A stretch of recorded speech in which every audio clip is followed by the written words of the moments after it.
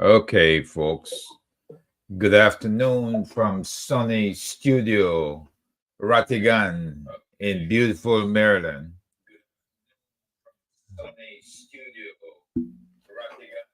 I'm getting some feedback, but we'll fix that here in a minute.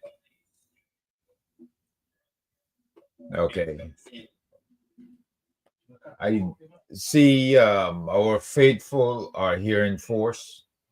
Um, our hero is not feeling very well, and in good order, I'd like to say, let's keep praying for those who are ill, those who need our prayers, and our hero, Wilfred Rattigan, needs your prayers to feel better and to be ready for this weekend. Very important weekend coming up.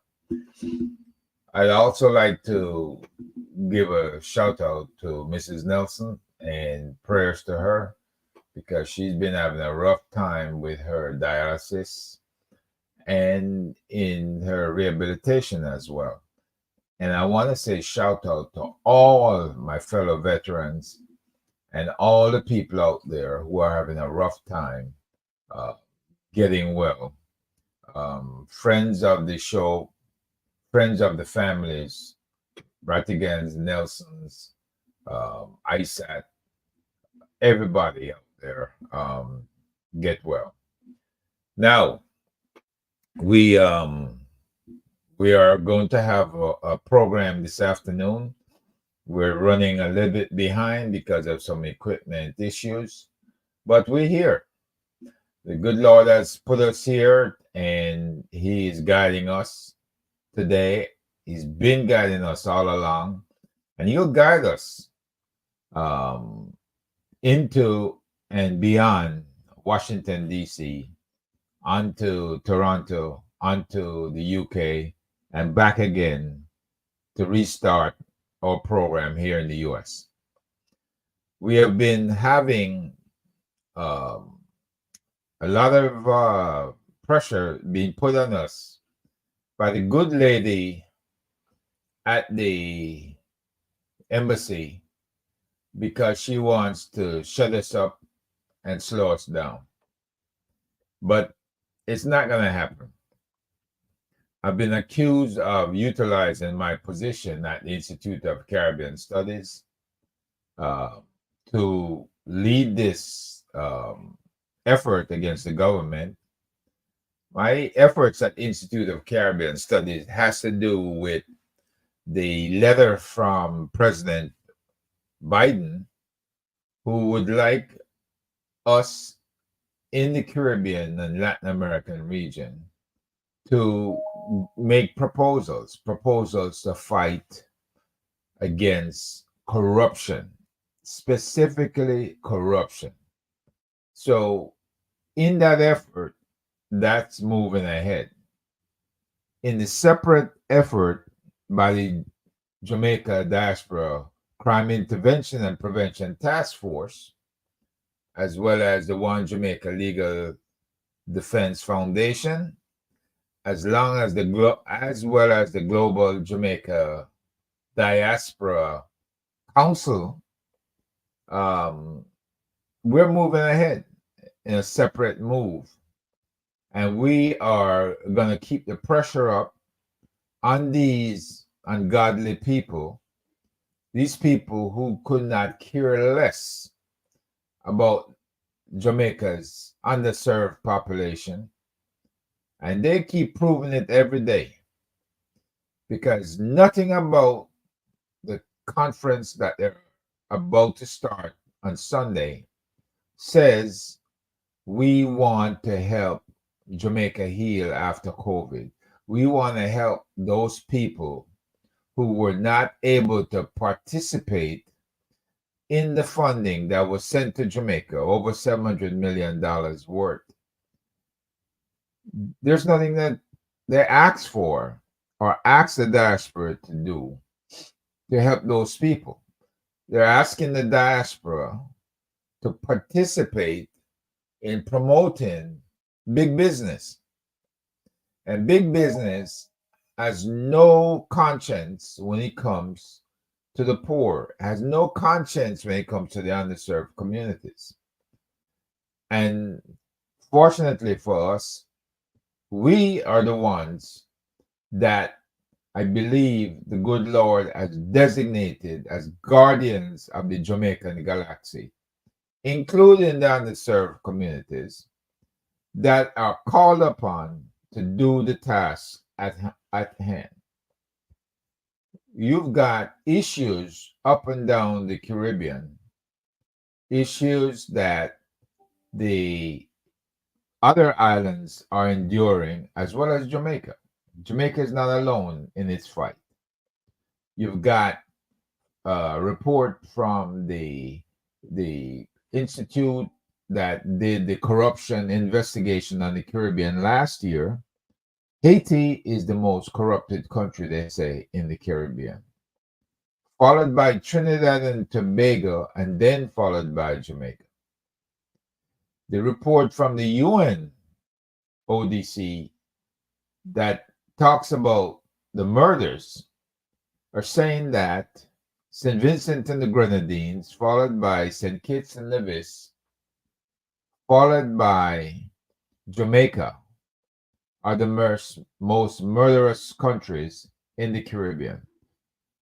St. Vincent and the Grenadines at about 58%, St. Kitts at around 55%, and Jamaica, I believe, somewhere around 49.5%. Greetings to everybody. I see John Scott, Cornetta Sterling, all you folks that have sent greetings. Blessings to you as well. Now, the other reporting agency of Latin America and the Caribbean has done a more accurate count than the UN. And believe it or not, folks, they have Jamaica at 60.9 per 100,000 in murders. So maybe they're picking up on the over 300 people that the government had not counted before. I can't tell because I would have to get in touch with them to work those numbers out, to define what those numbers mean. But at 60.9 per 100,000, Jamaica would clearly lead the world last year, 2023, in murders. And I feel more comfortable with that number because at one stage, you had 4 or 5 or more people being shot and killed regularly every day in Jamaica. And we were shocked when we saw how low their estimates were. And I know that Wilfred has been working diligently and has been told by members of the JCF that they're hiding the real numbers. Now, in conjunction with this weekend coming up, we spoke to several members of our community. I want to single out Commissioner Joy Smith in Florida for her bold letter to the Congress of the United States. And the letter has challenged them as one politician at the local level to politicians at the national level of the United States. The letter is simply saying, do your jobs. In conjunction with what President Biden is asking us to do, and in conjunction with the people of Jamaica most want us to do your job. It's incredible to me that when you have the kinds of numbers reflected with murder, and you have reports from Amnesty International stating that the government of Jamaica has decided to make them simply kill each other. it makes more sense. You're not breaking up the gangs fast enough, and you're not doing walking patrols or motorcycle patrols in the areas where most murders are being committed. It's simple, folks. You have a map of your area, and I noted when I went into a couple of police stations, they had tourist maps up. The correct thing to do is to go to the mapping agency up at the University of the West Indies. Ask them to build a map and give them the respective numbers. Give them the numbers of shootings, the locations, the addresses of those shootings, and then have them to highlight on that map where your redlined areas are, the danger areas, and where a yellow line is for areas that you are currently occupying and working on. It's very simple. You map the violence, you map the rapes, you map the trafficking, whether it's human trafficking, sex trafficking, weapons trafficking, drug trafficking. They all go hand in hand with each other. And also map where the cartel's been buying real estate. Because we were told by a cartel member that they're buying up real estate in St. James and St. Anne, particularly Montego Bay and the Ocho Rios areas. So with that in mind, if they're doing their jobs correctly, if they're going to allow my counterpart from Canada, who has graciously offered to instruct them at the conference, if he does what we've asked him to do, they'll be a lot smarter and a lot more knowledgeable about crime and security. Forget this nonsense of going down there to participate because Grace Kennedy wants to sell more Ackies. You got a lot of Ackie people out there selling cans of Ackies. All right? Forget this nonsense, because if you go there and you get hurt, you get in a car accident, or like our unfortunate Minister of Health getting hit off his bicycle, he's fortunate because he can go to the upper class area of the University of the West Indies, and he'll get all the treatment he wants. Now, I noted that they're coming out and said his accident was a lot worse than he looked, because he didn't look like he had a scratch on him when I saw that picture that he took in the hospital. But they're saying that he broke his leg, yada, yada, yada. And so we also will pray for him that he recovers and come back and do a better job than he has been doing for the people of Jamaica.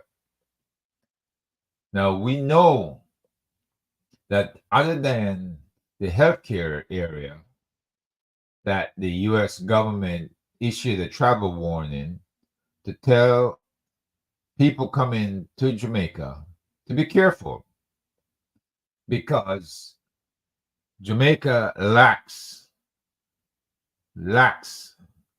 the nursing, Jamaica lacks the doctors, and they lack medical supplies and pharmaceuticals.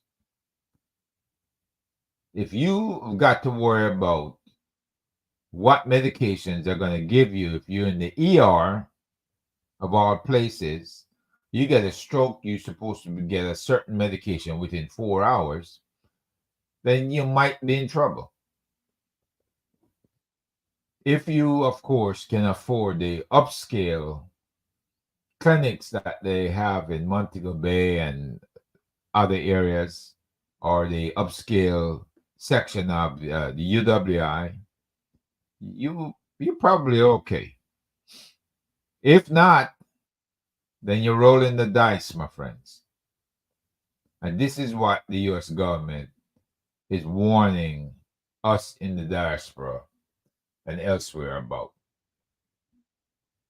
And what can you do about that? I know that different groups, which include Royal Caribbean and some other bakeries and uh, doctors and nurses, have been going down annually to Jamaica to treat people in underserved communities. Dentists go down, ophthalmologists and opticians go down. And we can't get enough of those programs for our people. It's needed. It's badly needed, folks. My trip home a little over 2 months ago, I saw a lot of where we are right now.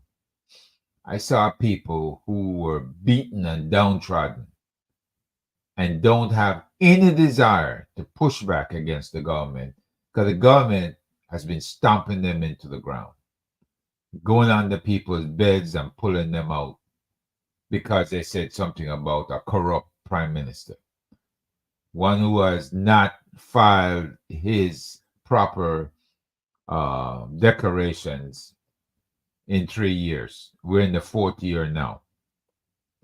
We're waiting for the IC report, the annual report, to come out, so we guess we're going to find out who the illicit 6 or who the illicit 8 are. I mean, it's funny, if not laughable, that they have stymied the Integrity Commission for the last 2 years that they've been saying this. I don't know what to expect, to be honest. The Integrity Commission seems split. Seems like you have agents of the GLP and agents of the PNP in the Integrity Commission, rather than having an Integrity Commission that acts with integrity, upholds the rule of law, and do the damn jobs. It's incredible that we are going through this and that the people of Jamaica don't have answers about who the politicians are, whether or not the politicians are corrupt, and who do they need to be voting for in the next general elections. This could not happen here in the United States. By demonstration, we just found the ex-president guilty on over 34 counts, felony counts. And now they're threatening to destroy the entire judicial system, I should say, if he gets sentenced to jail. Well, I challenge the judge. Send his backside up the river. Send him to Supermax. That would really piss them off. Let him do hard time, because he has flaunted the law, just like the Teflon Don did, and we sent him, John Gotti, to Supermax because he flaunted the law. So if it's good for John Gotti, it's good for Donald Trump. And whoa, everybody who's crying in their soup over the fact that they shouldn't do this to him. I'm sorry, folks. This is what the U.S. allies, the entire Western Hemisphere, including Jamaica and the rest of CARICOM, needs to see happening, because you cannot keep protecting liars and cheats in our midst. And that's what we have in our midst. A bunch of corrupt people who lie and cheat their way through life. People who like Ronald Reagan used to talk about, the trickle-down effects. He wanted a trickle-down economy. Well, in Jamaica, the trickle ain't trickling. Matter of fact, you're lucky if you can find a trickle. You should be able to follow the good Dr. Clark and his budget online. Where's he spending the money? How much has been spent? And whether or not the plan that is set out is working. But we don't have that kind of transparency. We don't. And so we have to hold them accountable. When we have the type of transparency that is necessary and the type of transparency that allows the JCF to go into the office of any minister that they find committed a crime and slap a pair of cuffs on that minister and have him the perp walk down to the station, then we know we have arrived. We know we're near that. We protect them as if they're some type of superstar that have a halo over their heads. And they're not doing anything to hurt brand Jamaica.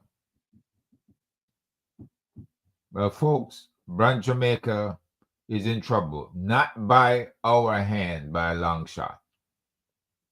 Brand Jamaica is in trouble because the head man who carries the brand, carries the flag, is corrupt. The head man who his own party does not have the moxie, there's another word I could use, but they don't have the moxie to vote and remove this man from his ministerial position. And they would need to enact that action through the Governor General. It's bad enough. We can't even remove the DPP. Even after the Constitutional Court has deemed that she was illegally extended in a constitutional change that should never have occurred.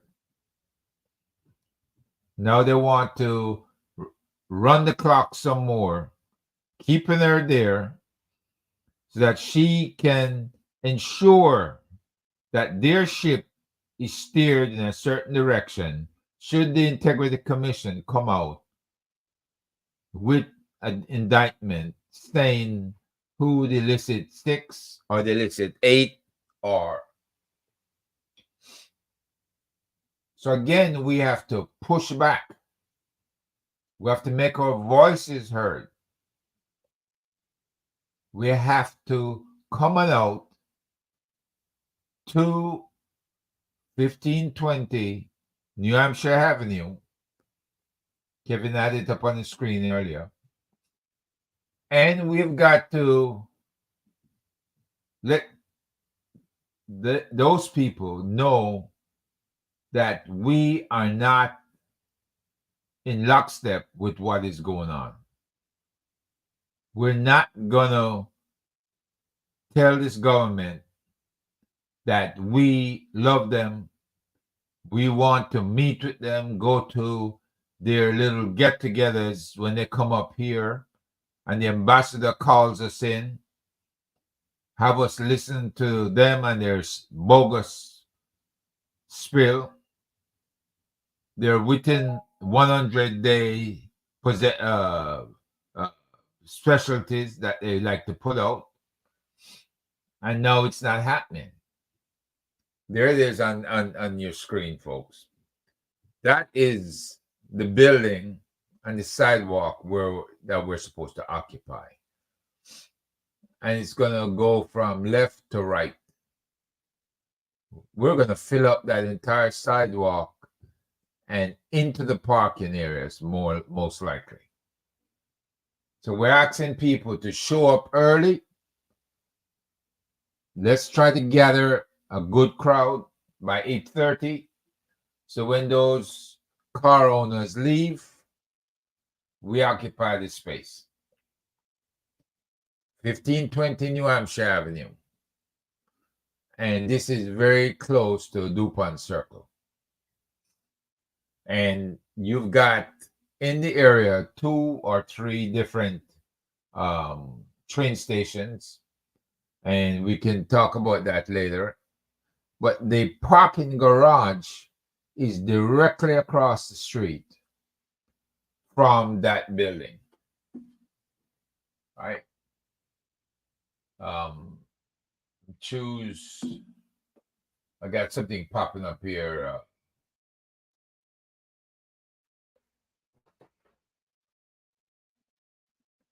You've got, I think, parking garage 1516 New Hampshire Avenue. Yeah. But if it's not big enough and if it's full, then you have other parking garages when you circle the block. And it's a Saturday, so they should not be filled up. Because people in DC, they go out for the weekend, come down to Virginia or go up to Ocean City, Maryland, and they go to the beach. It's nice and warm. So a lot of people will depart the area.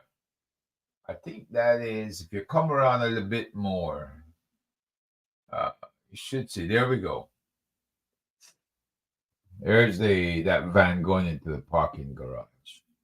And that says 11 DuPont Circle right there. So we have parking in the immediate area. You've got parking around the block, the other side of DuPont Circle. And DuPont Circle, at that time on a Saturday, they usually have a farmer's market. But that shouldn't interfere with what we're doing. But in any case, we want to ensure that they hear us loud and clear. I spoke to the folks who are putting up the speakers, putting up our amplifiers. We're going to have portable speakers so we can move to either end of the crowd when the crowd expands. We should have video digital boards that or walls that we can show some of the tragedies of the various institutions, especially that of our hospitals. We will be sending out a message with those videos. If people have never seen them before, then don't be shocked, my people. They tell a story. I don't even have to do a voiceover in those videos. You recognize the area, you recognize, maybe even recognize the person, but you'll recognize what the tragedy is. Seeing maggots fall from somebody's hand after they've been discharged from the hospital. Seeing people in the hospital who are suffering, who need intensive care unit, and because they're not affluent enough, they are moved to a regular ward with a vocational nurse, not a registered nurse. And you may have 40 or more people on the ward that one person has to cover. So if you have 2 emergencies or more at the same time, then I guess she gets to decide who dies and who she saves, or he saves. Yeah. So I see Stacy is saying I believe Andrew will try and stop the IC from putting out the reports. Yeah, he can't stop it. I mean, the tide is rolling in on him, and his rollout is the Constitution. Mark and the PNP folks, Mr. Hilton and Donna Scott Motley, signed off on that draft, then the PM would be rolling on to the platform to be your next president. And if he became the next president, then he's in line for 70-year protected status. We cannot be charged with any crimes except if he does treason or murder or something like that. But he can't be charged, can't even be investigated. So everything that Integrity Commission has or does or did, that goes away. He gets a fresh start. How does he do that? If that Constitution gets accepted, the PNP would only have 9 votes for recommending the president, and the rest of the votes, 18 votes, 16 from the Labour Party, and I believe 3 from the might be wrong on the breakout, but 3 from the whoever is the new president. And he could easily slide into that slot, kick his fellow Seventh-day Adventist member out, Patrick Allen, Governor General, and take over that position. They change the recommendations of the committee. They did not follow what was originally recommended in the committee. And as such, it tells us that they have a plan and they intend to execute that plan. It's a plan of maintaining power and helping themselves 7 more years. Hey, the PNP did 17, so why can't they?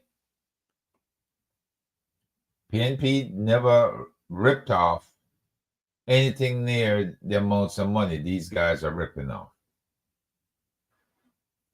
Is that Herb speaking? No. That's your Auditor General of Jamaica speaking.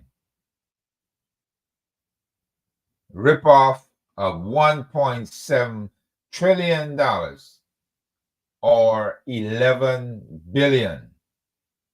Give or take maybe 100 million or so. 11 billion US dollars. Why do we keep feeding money to the beast of corruption? Here in the United States, our kids who have access to the historical Black colleges and universities don't have access because the schools are running out of money, and some of the schools may have to close down. That's the Congress. They hold them fully accountable for every penny. The money that the states give them, they're held even more accountable than the Congress. We do that to our education institutions here in the United States of America. It's transparency and accountability. Investigate and discipline. So why can't we do the same thing to the government of Jamaica? Why can't the One Jamaica Legal Defense Foundation hold these people accountable? What is it that makes them so special that you shouldn't question their integrity. There's some sick people who believe that they're above the law, that the rule of law doesn't apply to them. We're raising our voices in protest. The corruption is bad. The crime, the murders over 500 a year is just too much for a small island. The poverty that drives the murders. The education system that is so bad, it keeps our kids in poverty. They don't learn anything in school, so they can't compete beyond high school. So the gangs become the preferred institution of higher learning. The gangs will provide for a while, and eventually you run afoul of the rules in the gang. You end up dead. That's your short life that you've lived, causing grief to your parents. There are parents who don't have the time to manage their kids. They don't, because they're busy trying to earn a living and keep their family's head above the water. There are parents who accept the fact that their kids will rape, will pillage, will kill, and bring home lots of bacon. Bring home a whole bunch of groceries from the supermarket. No questions asked. No job. Let me start over. No income, no jobs, no assets. The ninja generation. That's what they refer to them as. So when you're like that and your parents don't question you, it's all right. But when you get shot dead or stabbed or beaten up badly and you're laying in the hospital, then they'll complain. But we are trying, folks, and we believe that the Global Jamaica Diaspora Council, and even though they've ignored us and they're still using our name for their so-called conference that has nothing to do with addressing those ills that I've spoken about, nothing whatsoever. And they want us to come down and support that. No, we will have our first biennial conference starting on Sunday night to address what's happening in Jamaica and speak truth to power about the various ills that ails Jamaica. We'll have our own speakers. We'll have our own conference. So we'll have more instruction on that for you later on. So tune in and stand by. Now, there's a notice that they're talking about who pays Dwight Sybils. I know you all probably have read that story. And the fact is, there are people that are being on payroll. This guy is on payroll. I think this is the one at UTEC, who's an MP. He was an instructor at UTEC. And he still is at UTEC, filling in voluntarily. But we're asking who pays him. You know, this is crazy. It is crazy. there are all kinds of folks. This reminds me of the former Minister of Education, Royal Reid. This man ripped off the system, partying like crazy with the head of the Caribbean Maritime University, turned their training ship into a party boat. Both of them running afoul of the law with a lot of funds missing. His own secretary, not the secretary, but the Dr. Grace McLean, absconding with over 124 million of government's money intended for our kids. And they ran out the clock on that charge. Folks, where does it all end? Who is going to rise up and lead against this abuse of the Jamaican citizens? Well, if you look at us come Sunday, the 16th through the 19th, we'll speak to education. We'll speak to the poor initiatives, the public corruption, failed incentives, poor examination scores, the mass migration of our teachers.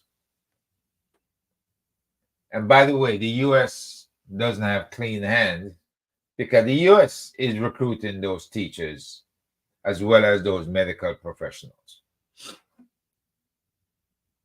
But what causes that? When you pay yourself 200% raise and give them only 20% and still complain about them, then people lose their incentive and they lose their sense of loyalty, sense of duty. And I say, I'm getting to hell out of here. And that's what they've done. They've packed up and they've left the island. I mean, I think them coming back because they're going to have a sweet life here in the U.S. If you think that the monies that they'll be able to earn in the U.S., that Jamaica will ever pay these people that kind of money, no, it will never happen. But these people finally are getting paid and are getting recognized for the work that they're doing. Why can't our Prime Minister stop squandering money, stop putting all the money that he can organize illicitly into his pocket,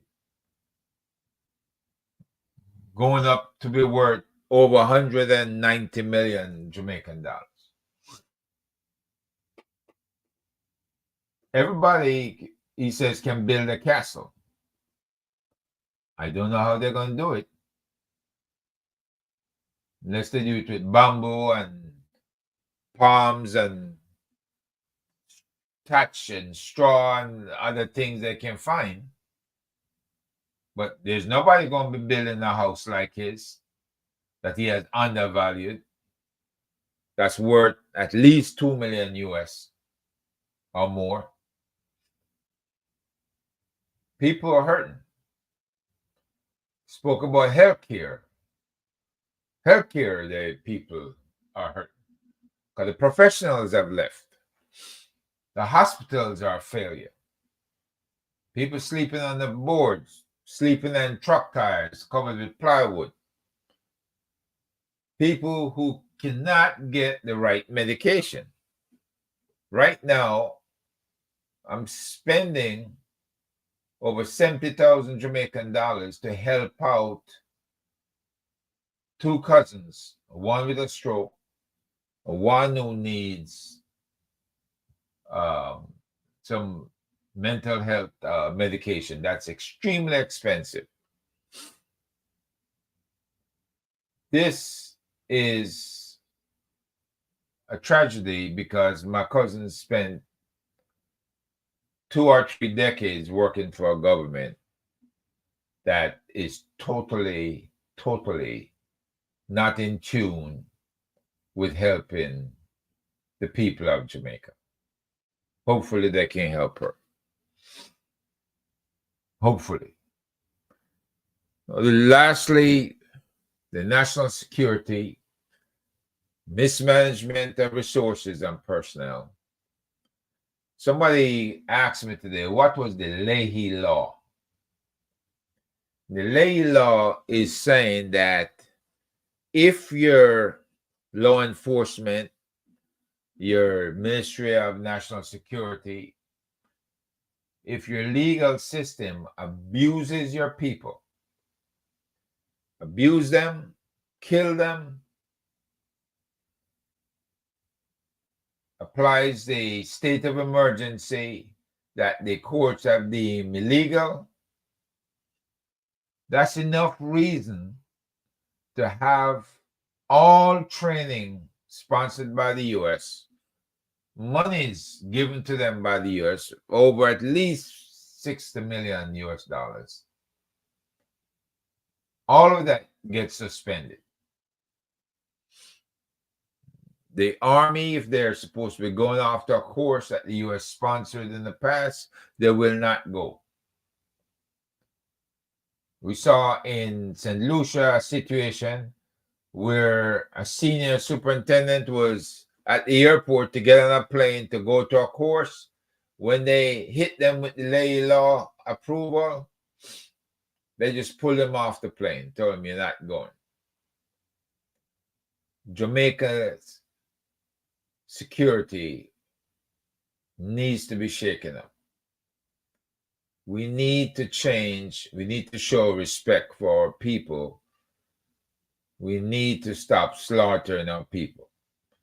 You have several videos out there that the police are capturing people, put them to kneel down, or put them in an arrest position, and they end up getting shot. How in God's name that happens?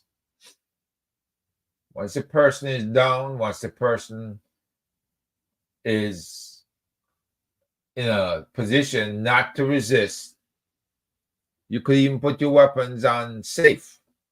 That way it won't go off accidentally. That way your trigger finger doesn't get jumpy and discharge your weapon. We learned that in the U.S. military.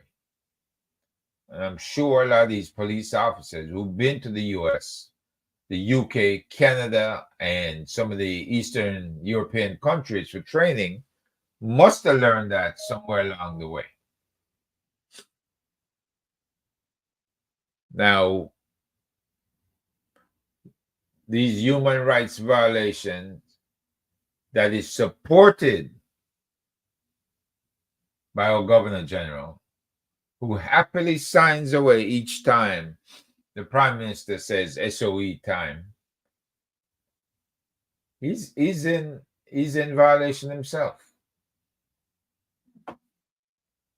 He's subject to other laws that we have, like the Global Magnitsky Act. These people are not home free. The Global Magnitsky Act goes after those who are corrupt, those who corrupt systems, those who cause the U.S. to spend more money on issues that they have covered time and time again, and you're still messing up by deliberately doing things to garner more funding. That's our tax dollars, people. I don't feel like paying more taxes. I don't feel like sending money down to Jamaica, if there's no return on investment, if there is no return that shows progress, none of this stuff is needed. Kevin, more likely we can open up the phone lines and get some callers in here. The time check is 4:18. Let me see. Folks, I'm going to open up the phone lines and let you ask a couple of questions. I don't know when our guests are going to be here, or if they're here, if they're in the waiting area. But let me do this. Okay, I've just unmuted the phone lines. Kevin, can we get the number floating across there so they know what numbers to call in on?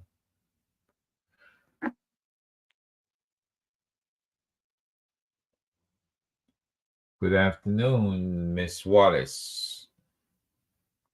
Andrea, who are the guests? Well, the guest is supposed to be Chief Curry and our esteemed alternative medicine doctor. They're coming up with a new way. There's the number, folks. 667-369-8569. They're supposed to be coming up with Akipong Maroon Medical Clinic.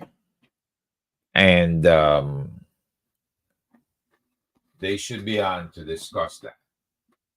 I'm hoping to have a medical doctor on also, Dr. Charles. If I can get her information, get this information to her, and allow her to be able to log in on the program. Okay. All right, folks, don't forget 667-369-8569. Unless you just like to hear me talk.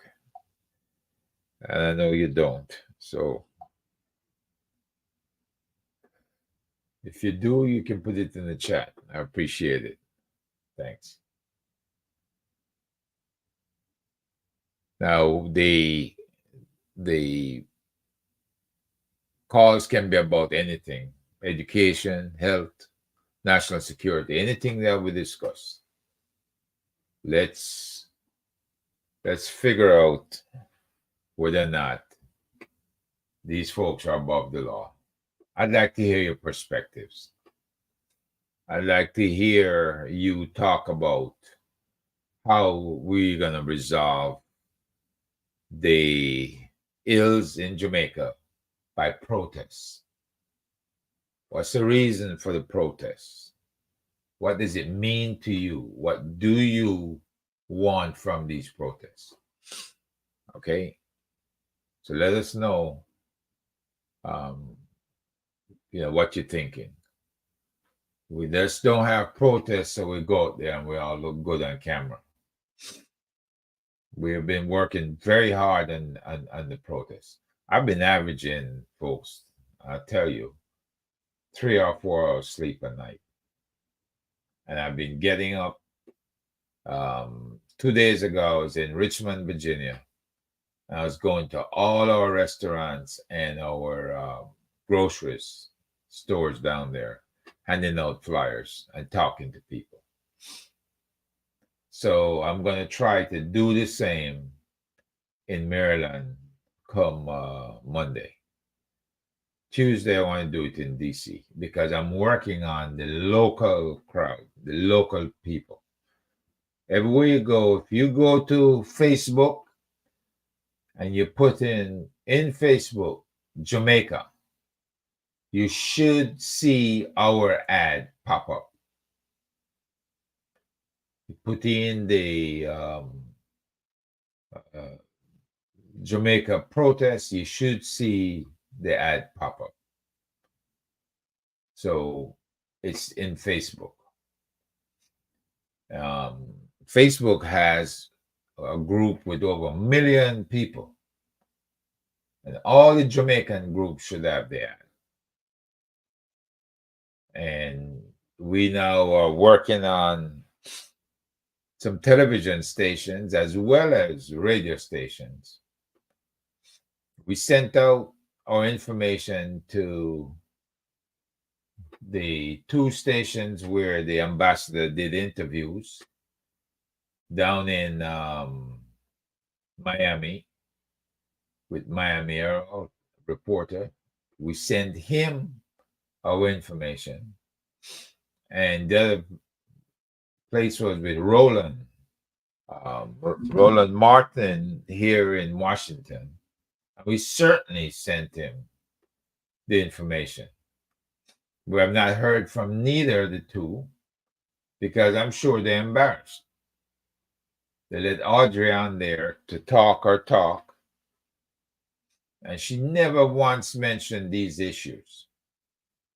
She never once said, I'm working hard to get relief for the poor and underserved people of Jamaica, to get the government of Jamaica to understand why it is we're protesting. Instead, she wants to interfere with our freedom of speech and our right to protest. Well, Audrey, that's not going to happen. Not going to happen.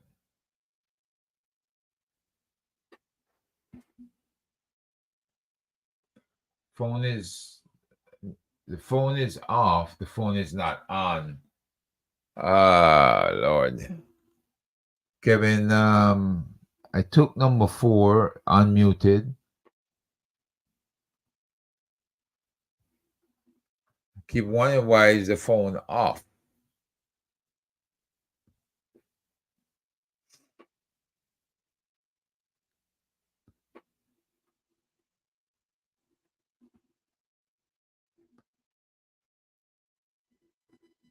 Folks, I cannot. All right, try the phone again.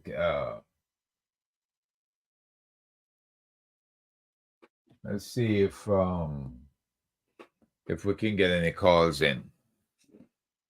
But you know, this whole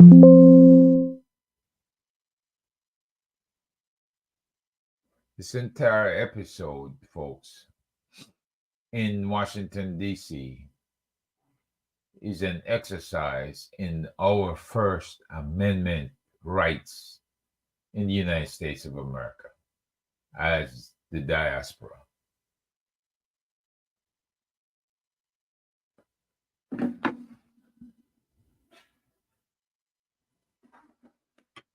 Hey, Russell. Let's see if we can.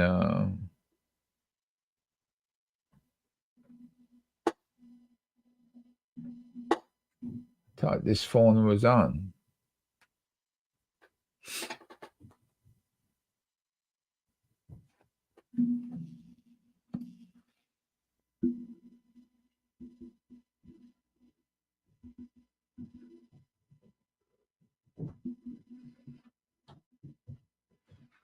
I'm checking, folks. Just bear with me. I am new to the studio here. So I'm looking for.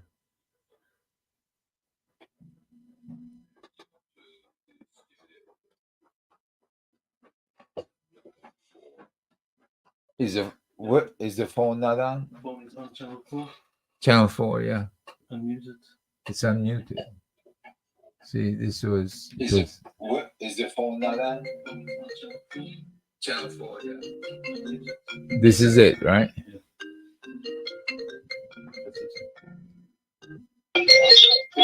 Hello. Hello. Hello. Good afternoon. Good evening. Good evening to you. How are you doing, Mr. Herb? I'm here. Okay. Yes, blaze the fire. Continue to blaze the fire. We see that the enemy is working because time is at hand right now with the government out there. And so all these things are distractions. So we must stay focused and keep burning the fire. And I'm asking everybody in the chat to say a prayer for the team and their workers, and especially those who are blazing the fire, Mr. Rattigan. Prayers out, prayers, put it out. Pray without ceasing. Prayer can break the yoke of bondage and set us free and give us the victory. And I leave with that. Keep the prayers going and the fire burning. Stay focused. I do appreciate it. Thank you very much. And I leave with that. Look forward to seeing you. Prayers going and the fire burning. Stay focused. Okay. Thank you. Have a great day. Hello. Hey, Herb, Jeffrey here, man. How you doing? You're doing a great job. Hey, Jeffrey, I appreciate it. You sound like the late Wilmot Mutty Perkins on the program, man.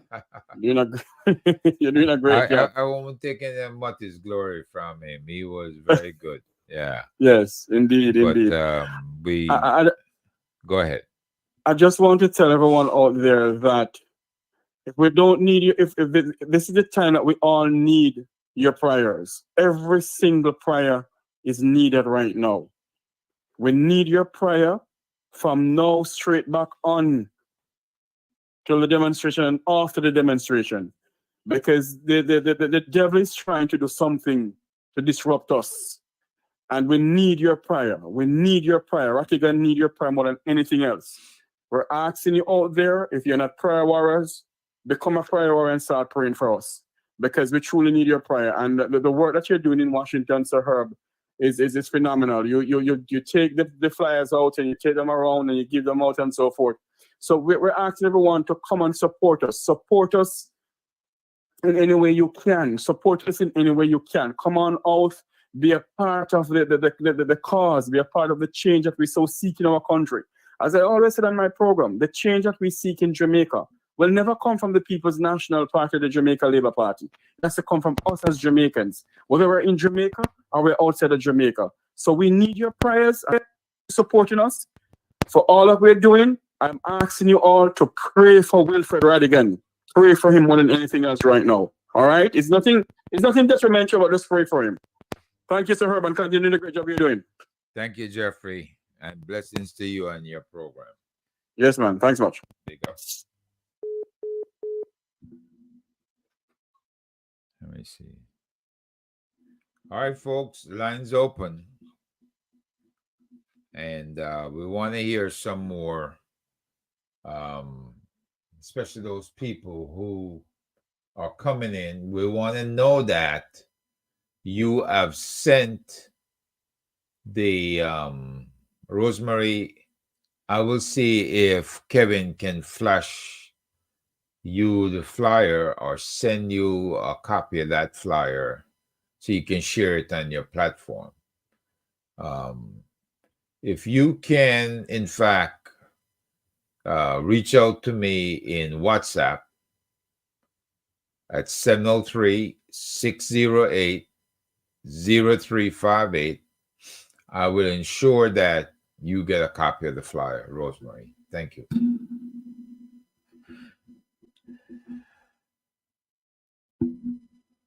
Yeah, we know they're feeling the pressure, folks. When you have your ambassador coming into an organization, trying to influence the organization, and we have to remind her that you are in the United States of America, Ambassador. You are subject to the laws of the United States of America. You cannot bully anyone in the United States of America. We have the flyer up if you guys can capture that. Right? We don't want you to come and tell organizations that you think you've got influence over to stick it to anybody. It is unprofessional and downright cowardness that you want to pull some stunt like that. So, Ambassador, you need to clean up your act. You need to tell the government of Jamaica, we don't do things like that around here. You need to tell them, you need to clean up your act. This is why we're protesting. Tell them the reason why we're protesting, Ambassador. Look at the areas we're talking about. Answer the questions being asked in each area. Do you have any idea what's going on? Explain it to us when you come up on your talk shows or your talk program. Let me take this call. Hello, how are you doing? Good, Mr. Nelson. How you doing, sir?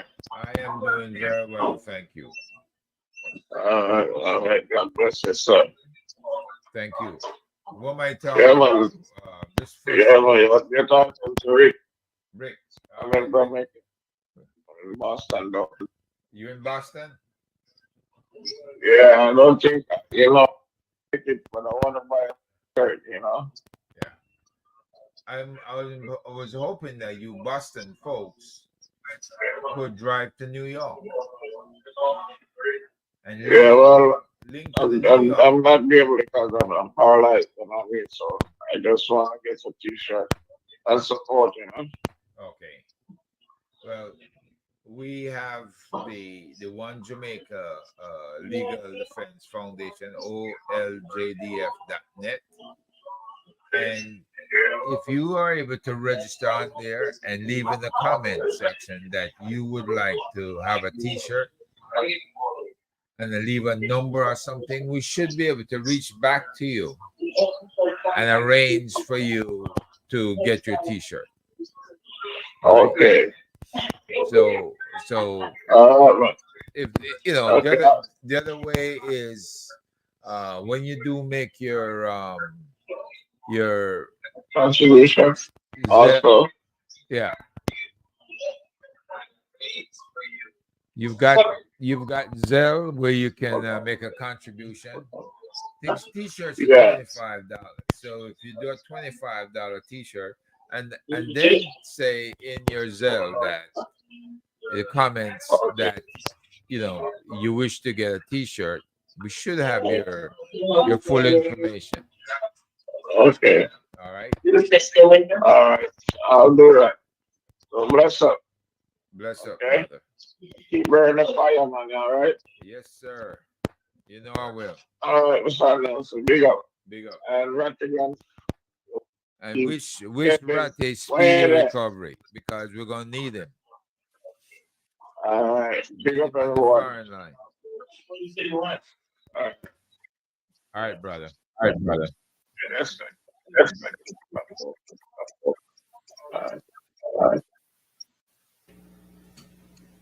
Greetings and salutations, all. Herb, I came to keep your company.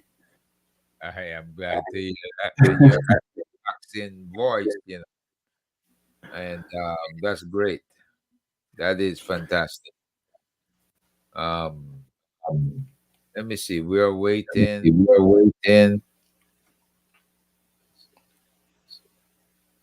Well, as you do that, I just wanna a quick reminder that the QR code is over there in the corner. So don't be afraid to use it up. It's over there in the corner, the top corner, with a little green dollar sign in it. That's a Cash App QR code. Go ahead and tell all your friends of your friends, friends of your enemies, enemies of your friends, and your enemies too. Let them know it's all for Jamaica. It's all for what this whole movement is all about. It's all for the ability for those who live outside of Jamaica to say, boy, you know what? I'm going home to spend Christmas. I'm going home for the weekend. I'm going home for whatever, just to say, hey, I don't need to worry about anything. I don't need to worry about anyone. I can take my children there. I can leave them there if I need to and head back to the US, UK, Canada, France, Germany, wherever it is that you are outside of Jamaica. This is it's what these protests are about. One thing I found really interesting, Herb, is an individual taking a position where they would say that these protests are against them and they're not a part of the Jamaican government. That's amazing to me. That's mind-boggling. It's I don't know. I'm lost for words anytime I hear it. When you have individuals who hold positions even outside of Jamaica that represent Jamaica, and their position is these protests are protests against me or against my organization, but they're not the Jamaican government. That tells me that they're in cahoots with the Jamaican government. They're in bed with the Jamaican government. I don't know if anybody else feel that same way. Remember now, the lines are open. So as Herb and I chat for a little bit, jump on in. Don't be afraid. But am I the only one that feels that any individual, it could be an ambassador, a consul general, a business owner, no matter what, if you're not a part of the Jamaican government, does anybody else feel the same way, that there's something wrong with them taking the position that you are protesting against me?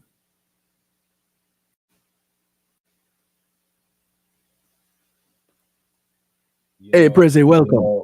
Welcome to Prezi. Look, Kevin, you hear talk. I recall. Let me see here. Okay, there you go. How about that?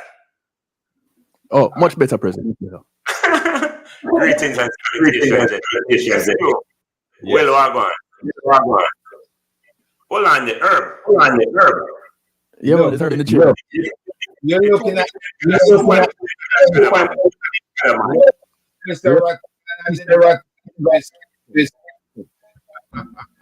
Ladies and gentlemen, Michael Kabit, you have seen the advent of AI.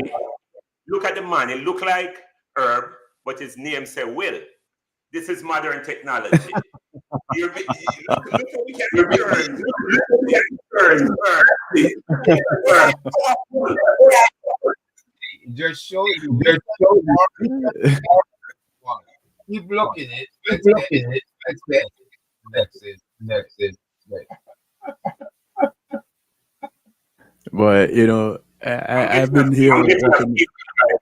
Yeah, I don't know where that's coming from. I've been here, and I didn't even realize that it's Will's name that is still up on the screen. I didn't. But you see, Prezi had them sharp eyes. Better right? Yeah. Hey, hold on, man. You're messing up my text still. It's AI. And we are able to really make Ratty look like Herb. Don't him sound like Herb, don't. Yes, definitely. Well, Ratty, you're spinning. You're breaking up a little bit, Herbie. You're breaking up a little bit. Draw over the mic a little bit to you. But okay. Is that okay? Oh, there you are. Oh, yes, significantly. But you notice the listeners are saying that they share the sentiment that I expressed just now, and so I feel better knowing that I'm not all alone in this. Prezi, I don't know how many interactions you've had with the individuals who have heard. I don't know if you heard when I said I take issue with individuals who hold positions outside of Jamaica that say these protests are against them. Because to me, it's like they're in bed with the Jamaican government. But outside of that, so that's what some people were agreeing with me about. Outside of that, though, since you're on, those people who are looking to travel by bus to come to the protest next week. You have any updates for them? I got a lot of updates for the Washington trip. What I want to do first is to say that I don't believe that New Jersey have enough people for a stop. So everybody been asking about New Jersey. I heard you. I heard the different locations you want to get pick up, but we have to do what's convenient because every time the bus stop, there's a cost involved. And we need to get some more people so we can offset some of those costs. We get a couple more people. If we get 10 more people from New Jersey, sign up today. Just 10 more. Just want 10 more from New Jersey. We have a good stop. As a matter of fact, we make it so we might even have 2 stops. 10 more people from New Jersey sign up. And we want some. Listen, there are some people gonna be coming down and want to stay in New York. So we'll get some here. Well, we're asking you if you know anybody that anyone of you viewing and have Airbnb in the area or know of good people, good place people can stay. You can put a suggestion or reach us at our number, and then we'll pass that information on so people who are coming in can have somewhere to stay the Friday and then the Saturday morning and just jump on the bus and leave up. Now, one of the biggest issue is I don't think we're getting the kind of support that we want. Honestly, I don't want to go to DC, and because I count on you in the New York area, I count on Connecticut, I count on all you guys up in the Northeast, from behind me down in DC. I'm not feeling love. Because when I go there, say last night in the volunteer meeting, this is one of the things we talked about. Why you do what you do when you do what you do. Eh? Why you do what you do when you do what you do. Everything is about motive and intent that drives your will. I am going to DC to stand before the Jamaican embassy and lift my voice and call for accountability in Jamaica and continue dialogue about people in the diaspora and their right to participate in the political process in Jamaica. I don't see no reason why, because me, they are foreign. Me not supposed to have a say in representational politics. And representative politics is for all Jamaicans, and I have a Jamaican passport. I have a Jamaican birth certificate. You're going to tell me that I have no right or privilege on anything? But yet still my money is coming in, and all people in the diaspora who invest in the country, build up the property, get people building more block factory, people sell more steel and more cement because people in the diaspora go build up the house and put on a room there so and had on a piece over there and build up a wall there so. People in the diaspora send home their money go do that. So now go act like say we up here waste time like we have not been building the infrastructure and them things that I got DC for. And if you are upset because I feel like you're cutting me out of the new constitution, you want to write me out because you come talk about when you want presidents and I'm going to move from the 2-party and I'm going to share up the number amongst themselves and then people in the diaspora. The whole system must come to flat and reset. The whole system must come to flat and reset. And people in the diaspora must be given to farm. And other political parties must come farm. You got to talk about the 2 existing stage of political issues in Jamaica and the only people can participate. That's nonsense. That's absolute nonsense. It's the same foolishness. And all who come talk about we are work for Golden. Golden what? If Golden will listen, or anybody will listen, including the Honorable Prime Minister, will listen to the policy that we in the diaspora have to offer, Jamaica would be a better place because that is what we want, and that's what we are built, and that's what we send the money. We have the options to retire at different places around the globe. Many people in the diaspora have made it and are ready to go home and want to do something. We're set. We're set when I come be a burden to the society. We're set. Nothing we will bring down with pension money and come down a month time. And this one not this way. I'm telling that, Prime Minister. I'm telling her that. I'm come talk about no one. We don't have no say. We don't have no say. Mother, that's why I got DC, kid. That's why I got DC, Herb. That's why I got DC listeners. That's why I want to come. So I say I feel the love. No, me don't want to get brindley, you know. That's why you see me as a man, come on, me just humble myself. But let me tell you this time, let's do it. Let us do it. I tell you, if what I say don't make no sense, let me know. Because if me always I build something at Jamaica, spend money at Jamaica, vacation at Jamaica, put my money in Jamaica, I send money go give people at Jamaica. What do you mean by me not interested in a Jamaica? Me not understand that. Me not understand how that could have come out your mouth. So me sell out Jamaica. Me do what? How dare you? Are you an able string alone cut there? How dare you? The audacity of an elected official come talk about me sell out Jamaica. How dare you? You turn your mouth and have them foolishness if it's about good Jamaican people. Listen, my man. Everybody knows Jamaica is more than just a word. Being Jamaican is a spirit. I mean, it's a yard man. And none of you can take that from you. You could have tried your best. Run off on the mouth. I say I don't want to get bringle herb. But I tell you, Kev, let me calm down. You know, somebody just said, boy, this brother too angry. I don't want to be on the bus with no man angry. So, but listen, there's a difference between anger and passion. What you're hearing and seeing with President right now, that is passion. That's not anger. Because anger takes on a different look. And when you take on and you've gone through it as long as those who have been trying to make a difference have, those who have little businesses that see some unfortunate things come their way, those that have family members that have gone through it and are going through it, those who can relate, then you're going to be passionate. Prezi is passionate. When I talk about this, I am passionate.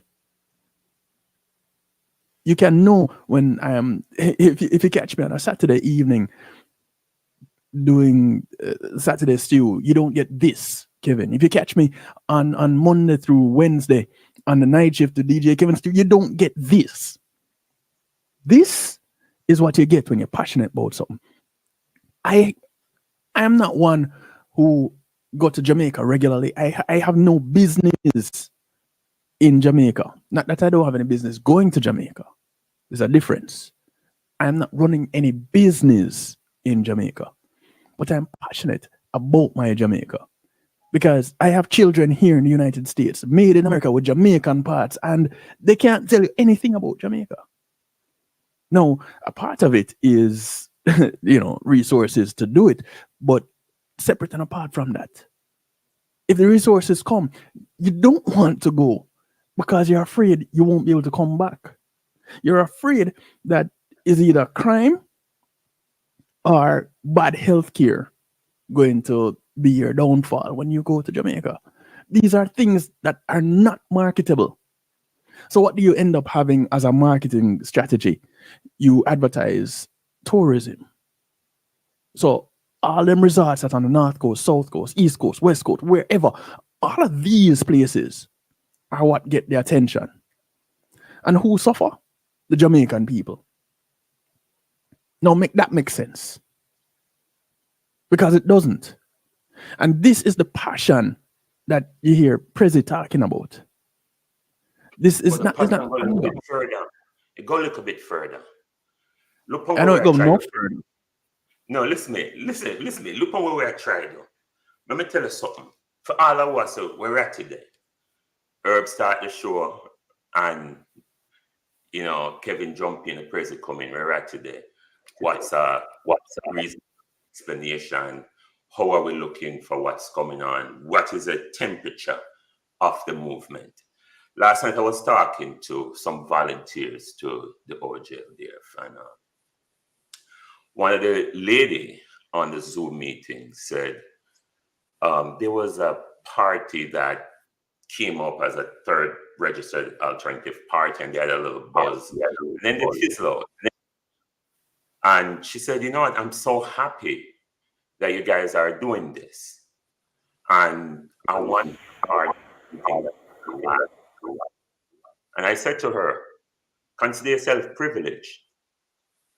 When the history books are being written, when the memoirs are written, when the stories about how the diaspora caused transformational leadership to shift Jamaica, when people in the diaspora seize the moment and transform the country to a prosperous future, when the stories are being told about this organic group of people who rallied around, started on a YouTube channel, and multiple other people, Jamaica Carlos and many other people who are in the chat, are letting their voices be heard.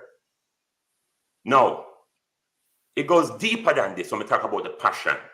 You think I'm going to waste my good time. You know, right now, this morning, I'm not talking, I never want to talk about that. But I'm going to tell you this, me there so because I'm committed to this. I not waste my time and I say I have nothing to do. Well, I'm coming to encourage you guys. I'm going to stand to do this with you as a team. Because here's the deal. If you're passionate about Jamaica, as I am, like seriously, let's look at it. Number one, you there foreign, you get the opportunity. I'm not about people in the diaspora now, right? Some of you came. One of the lady I was talking to said, in the 80s. So I asked her, how do you feel? Because this is the exact question I asked her.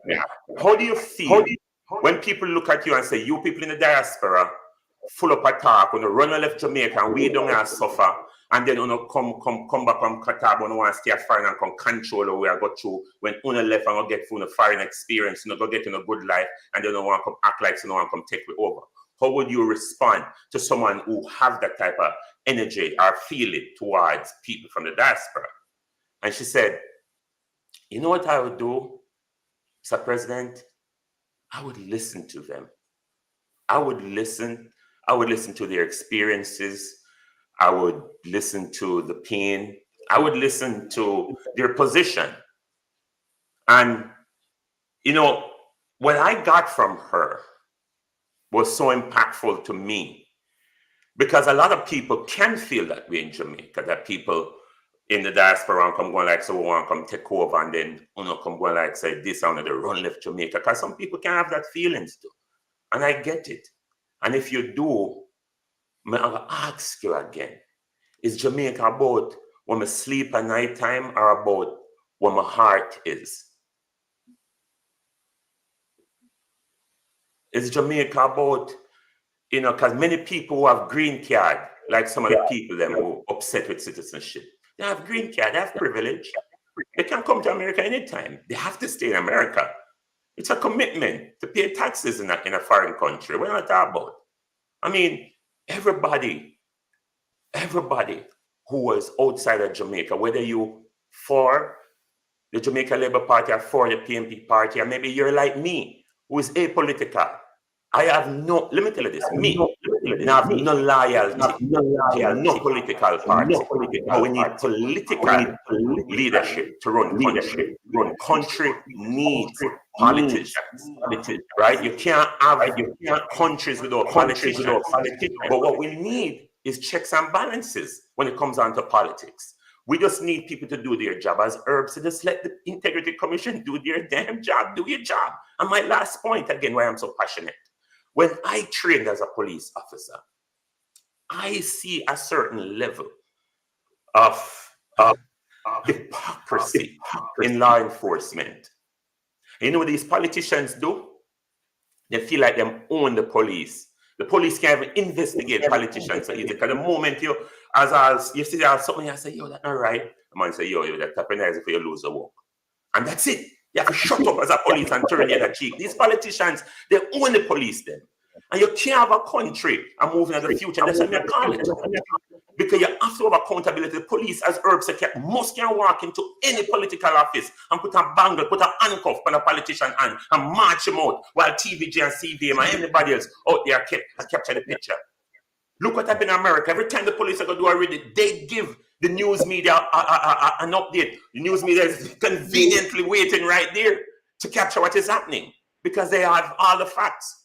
And many of you come talk about, because one of you such agitators are come talk about, oh, if they had corruption, happening, the international agencies would have found out a long time. You don't think the FBI have the capability to do it themselves? They don't need you guys. Listen to me. That is such a ridiculous argument for someone who claims to be a doctor. So I wouldn't even dignify it by trying to even answer it. But listen to your own words then and analyze them yourself. All right? Let's dissect that a little bit. Just a little bit, crazy.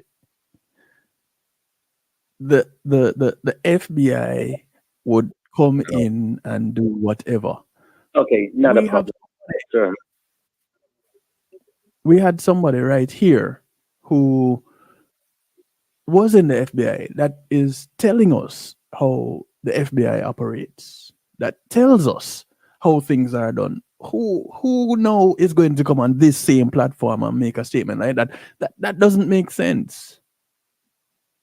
It doesn't.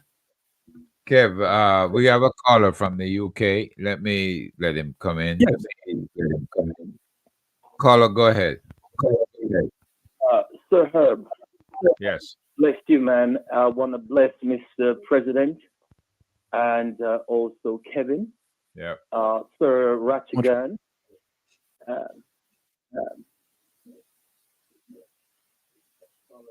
We hear thank you. so much, Herb. Uh-huh. I want to thank you guys for the tremendous work that you guys are doing. I salute you guys, man. Mr. President, don't be afraid. The Lord is with us all. And God plus one equal majority. Yeah, I like those odds and I like that math.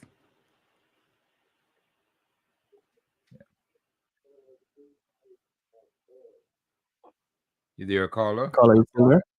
I'm here. Okay. I'm here. Let me again just want to say thank God for you all and thank God for Mr. Wayne Lonesome.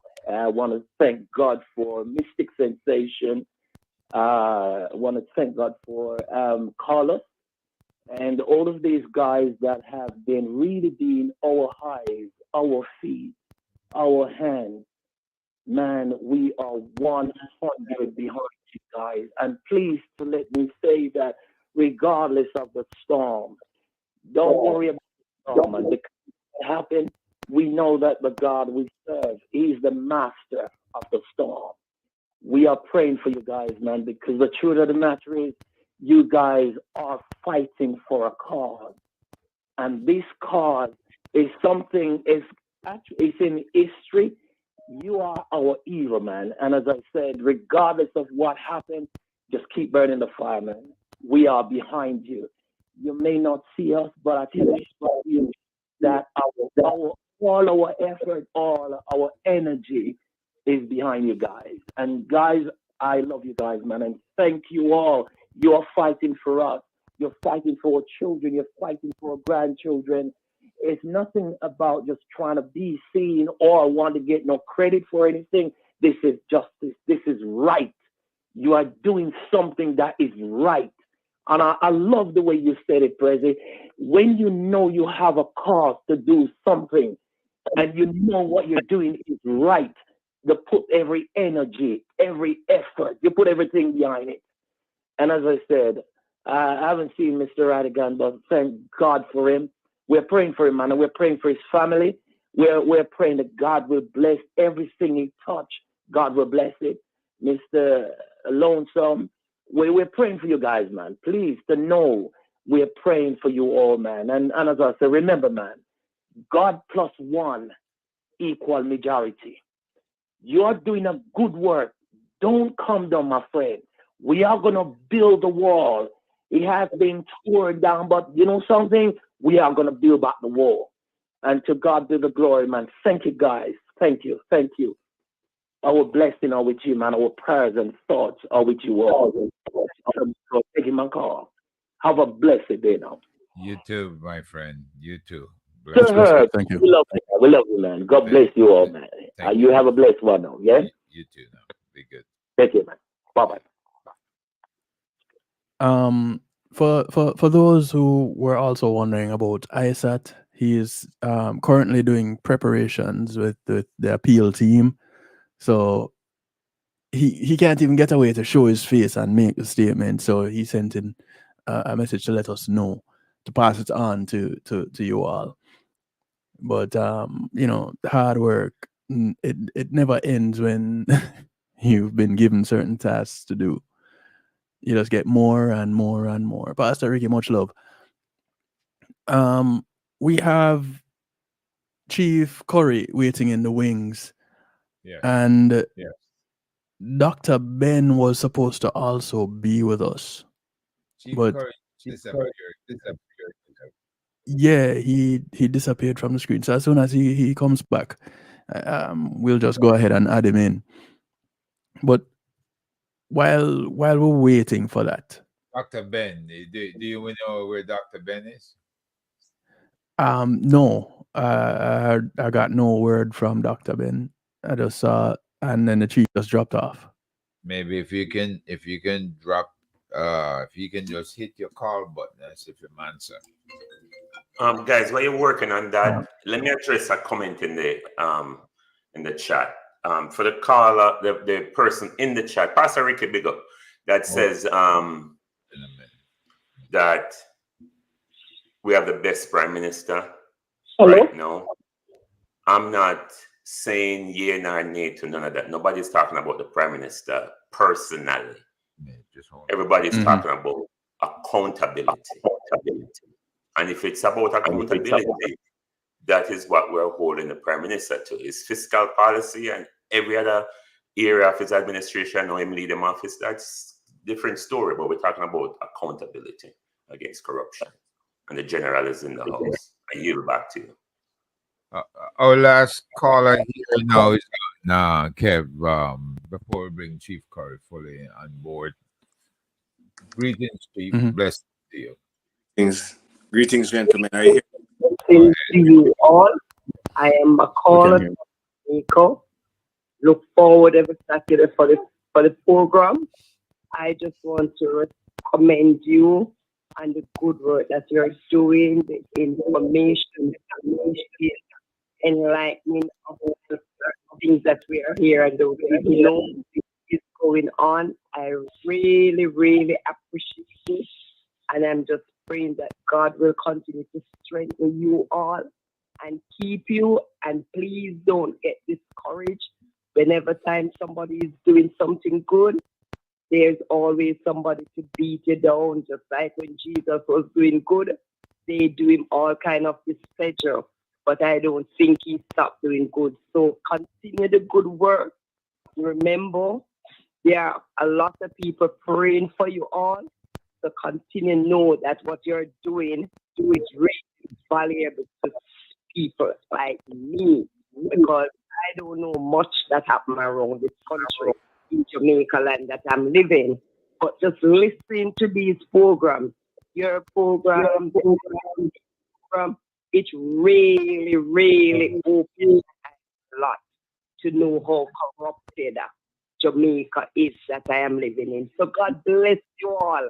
God bless you all. God bless you. You stay sweet. All right. Thank you very much, Carla. Thanks so much. Thank you so much. And Steve, I thought Dr. Ben was going to be here with you, so we could get a full the full story behind your cooperation with each other in this new venture. So I guess we can. You have any idea if he's coming on or no? I'm not aware. I haven't spoken to him, to be honest. I thought it would have been already programmed on his end. I'm not sure in terms of the communication. I know we tried for last week, and because of conflicts, I couldn't make it on last week. I know he was present. So I think the understanding would be, picking up this week where we couldn't have last week. So more than happy to indulge with the hope that he's there in the background, perhaps trying to get on. Okay, all right, we'll go ahead and get started. And Chief, I want you to go ahead, let the audience know who Chief Curry is. Let them know that before the Honorable Chief speaks, let me greet the Chief first. Chief, welcome. Norma speak highly of you, and it's such a pleasure to have that transmitter given to your radio station up there. And we at Super Jams Radio, thank you for the partnership with the other Lincoln. And, all the wonderful thing you're doing on the radio, sir. I admire your work. And I want you to please speak to the people about some of those things as it regard to the teaching that you offer the community through your radio station, those story times, and those other wonderful culture that you're doing, sir. So we're so pleased to have you, Chief. Chief Curry, it's such a pleasure. I just had to, really put some honor and respect on your name, sir, and what you guys are doing up there. Thank you. I appreciate that. I appreciate it. I think you're talking Mrs. Norma Edwards-Rowe, right? Big up to her wherever she's right now.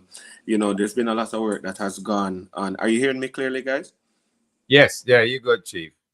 Okay, a lot of work has been going on in the background as it relates to the community radio station, and still some ways to go, but we take bite sizes as we move along.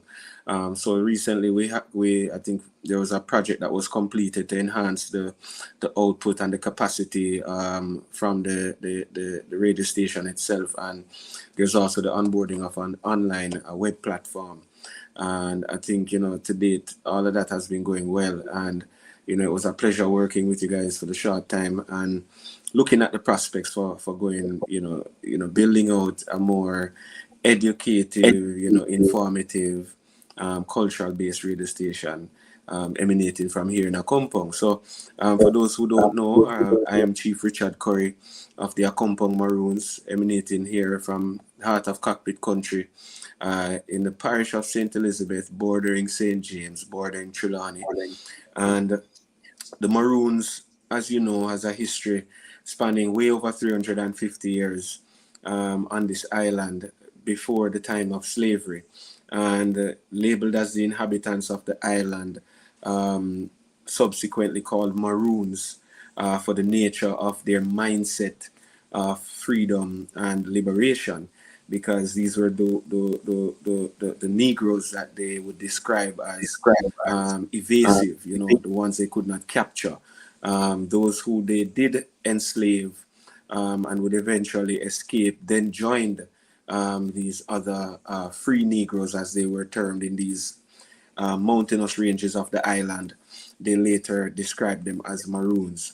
Maroons have been famous for, of course, their opposition to slavery and oppression and injustices that were carried out on the people, not just who resided here on the island, but those who were also brought here. And over a period of 80 odd years, we waged war, not only against the Spanish, who first invaded the island and criminally enslaved many of our people, but the British, who subsequently conquered the Spanish and then overtook the island and pretty much challenged the Maroons for total dominionship and rulership of this archipelago. As you know, that war raged on for over 80 odd years, to which the Maroons resisted vehemently and vigorously, burning plantations, freeing other enslaved, and fortified themselves in the mountainous regions of where we are now called Cockpit Country, which would have been the last stage for the famous Maroon War, first Maroon War, at which point the inhabitants of the island brought the British to their knees.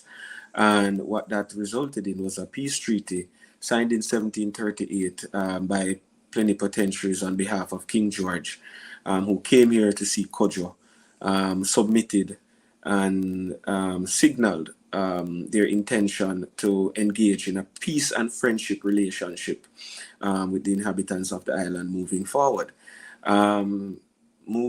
Move through time, there would have been several efforts and attempts of, I would say, removing the status that was attained by these inhabitants. That was the status of being recognized as free Negroes, many of which were perpetrated by the British as well as affiliates of the British. And a lot of that built the resilience that we show today as a set of people who have never been conquered, never been colonized, and would have preserved certain rights and privileges to the inhabitants of the land who were labeled as Maroons. So in today's Jamaica, we proudly celebrate that history and culture, significantly highlighted by the 287th anniversary of the signing of that treaty on January 6th of this year. So, as chief, my responsibility for the last 3.5 years has been upholding certain fiduciary responsibilities, particularly protecting and preserving those rights and privileges that are entitled to those inhabitants that were labeled Maroons. The Treaty of Peace and Friendship in 1738 is symbolic of, what is commonly called Black people freedom, right? It was the first signaling of Black people freedom in an era of oppression. Over 300 and odd years would have been characterized by slavery, which would have led many to believe that, our history only began at the time at slavery, and it's much richer and deeper than that. So I'm proud to be here as an elected official of the people, representing and upholding these responsibilities, as I said, not only to the to the inhabitants of this island, particularly labeled Maroons. So I will thank you, gentlemen, for having me. More than honored to be here this evening. Yes, sir. You heard me? Yeah, that's right an intro. Yes, sir. Perfect. Yes. All right. Appreciate the intro, and I appreciate you being here on behalf of Mr. Rattigan.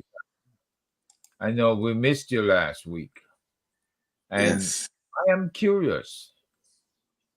How does a chief of a group such as the Maroon find time to talk about or the science of alternative medicine?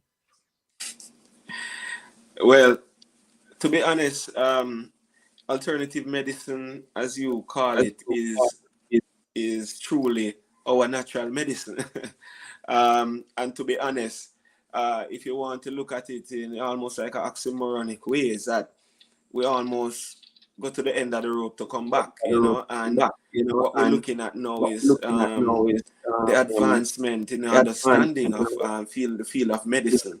And if you're in any way in alignment with the process of creating medicine, you'll realize that a lot of the medicine that has been prescribed today is originating from plant-based sources.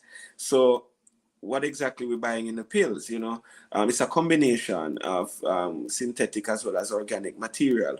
We prefer to label the traditional way of we administering medicine through a natural process, and that process has been something that has been passed down, or that knowledge and infrastructure around it has been passed down through centuries of ancestral cohabitation in developing this knowledge around medicine, what we call the bushman or the bushmen, and the medicine men, medicine women.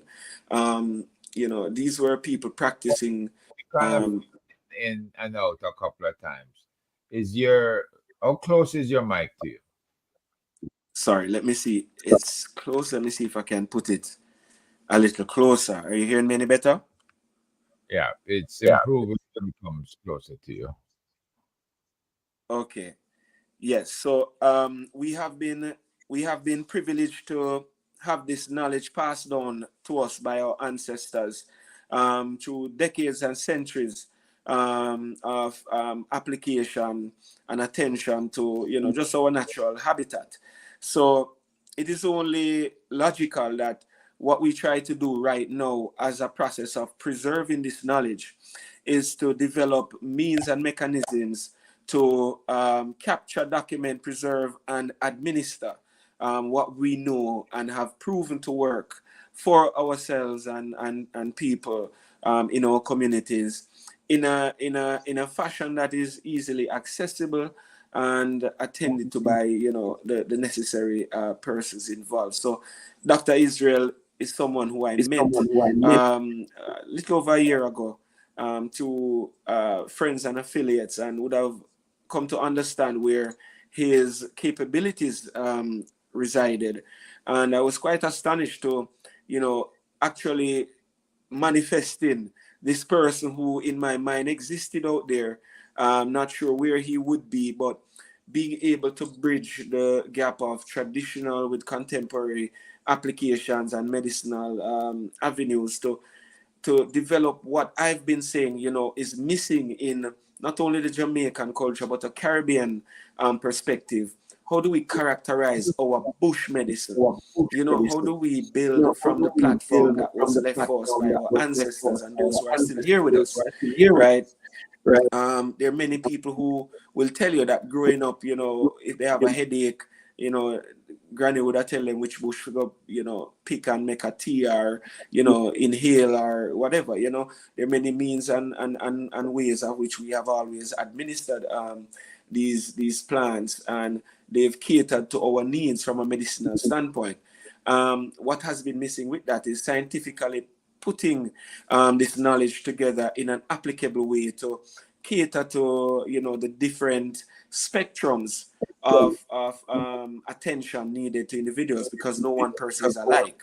So it's understanding that spectrum of, you know, what works for you, Mr. President, right, versus, you know, what works for, you know, Mr. Rattigan. You know, it's really how we then take that knowledge and apply it in a scientific way that doesn't take away from its origins in its nature-based environment.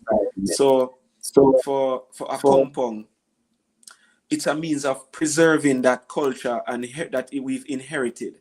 And going down this road also brings with it the economic potential for you know, benefit that would be going towards members of the community, you know, people who are, whether they provide housing, whether they provide, you know, food, whether they're providing tours, you know, nature tours, things synonymous with the whole aspect of wellness. And, you know, where else would you want to be in a recuperative state than in the natural unscathed environment of cockpit country, right? The oxygen here is like nowhere else in Jamaica, and we have so much that we would want to open up to, you know, entertaining persons interested in seeking wellness and holistic opportunities to partake in this initiative as one of the many to be undertaken by, you know, our council and administration moving forward.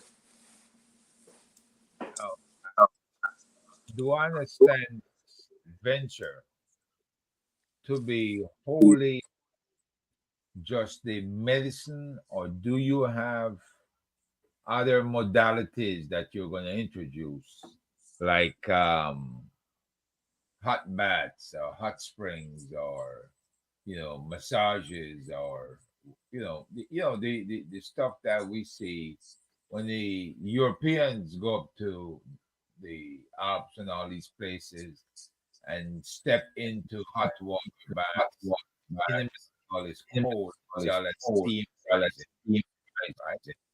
Do Right. we have anything that Jamaica uses? I see the bath, the bath reopening as well. I mentioned that. You must have impact and like that. Yeah, man, 100%. So there's several opportunities and experiences that are available from a holistic standpoint, right? So let's start by talking about, you mentioned baths, right? They're mud baths, right, from sacred springs and sacred areas within the community that not only, it's available, not readily available to everyone, because some spaces there's an amount of preparation that has to go in place before bringing any and anyone into a certain environment. Such is the reverence that we have for some of these spaces and systems which operate in and around them that we have to pay respect to. There's also different bush and medicinal baths. There's nature hikes. There's also hot baths, hot massages, steam massages, that are things that we have been practicing and doing, but not have actually actively promoted because we've wanted to wrap this in a proper package that can be delivered to a wider segment of society seeking this type of experience. So Dr. Ben helping us to plug this element of wellness towards it, adding to yoga retreats, different herbal and medicinal retreats. There are things that now makes this whole picture comes better together, and for that we're actively engaged in trying to get more people involved in the process of learning and administering from what we have amidst us, and also looking at how we get others engaged in helping us to create the infrastructure and the facilities that are needed, added to accommodation and things that are supportive in bringing more people to the space to enjoy this type of environment and this type of holistic engagement. So we're proud of where we are and having the canvas that we have, the very rough canvas that we have, to be able to now create what we want from it, knowing that the elements are like the facilities are there. How do we then make best use of these elements and practices without compromising, the sanctity of it, particularly to the culture, the respect to the culture, and the preservation of the culture. So we have had an alarming amount, or not alarming, we're having a very positive response to talking about this initiative, which is we call the Indigenous Caribbean Initiative. But we also are very proud of the responses and the feedback in the interest of having this type of facility based in a compound, which you already know has this historical backdrop and landscape. The flora and the fauna is unlike anywhere else in the island, right? So I think there are beneficial things here if when completed and put together, the offers amounts to significant benefit for external persons seeking wellness, as well as the community itself, individually and collectively. Now, looking at a promise of health tourism, can you say if the tourist board and the minister for tourism is adopting your program as an integral part of their advertisements and their overseas? Not at the moment, to be honest. As you may know, we've had a few challenges getting in touch with central government, airing challenges that we have as indigenous peoples, having them attend to other matters that we deem very important to us as a people, particularly constitutional reform, among other things. It has been a challenge getting the support from government, and for that we've had to, be, improvised in our approach and looking at striking key alliances and partnerships to keep the ball moving, so to speak, right? It's one thing that, you can, the Maroons and Jamaicans by a wider scale are known for is their reluctance to give up and to quit, right? We will find ways to keep the ball turning, and that's what this administration has been doing, with the hope that at some point there would be the intervention and contribution of central government to what is a beneficial mechanism and opportunity for the wider society, the wider island, and setting milestones and markers, which we're so accustomed to as this small little country in the middle of the Caribbean, the Atlantic. So we have to continue, keep the ball rolling, as them say, and look for the opportunities to strike understandings and support where we can. Now, normally you've been included as a part of Brand Jamaica, and you have always been introduced as the Maroons of Jamaica. Why would they want to stop now unless they've made it personal? So that's I can't really say. I will say to that the Maroons are First Nation Jamaicans, right? They always try to mix the terms, mix the words, and put you in a position to, try to say, oh, but they're all Jamaicans. They're all the same people. But there's a little difference with what we call First Nation Jamaicans, right? Indigenous people, indigenous population, right? They would have gone through a war.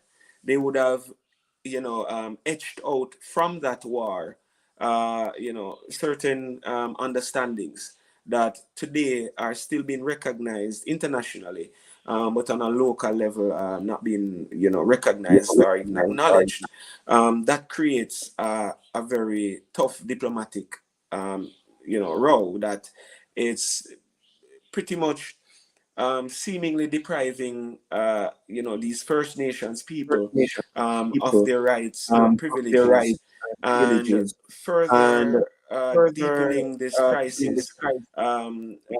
Our state has signed off to several international treaties and doctrines recognizing us and recognizing these rights, but yet haven't enacted any local legislature to then give an understanding and appreciation for the existence of these people. And that creates a big gray area in our society. And it contributes to a lot of the misunderstandings that pervade the space today, whether it is myself or other indigenous groups, Rastafarians, other small and indigenous communities. My responsibility is to step beyond that, right? The issues we face are not new. The era that we find ourselves in facing these issues is quite unique, and temporal as it may be, has very long-lasting effects.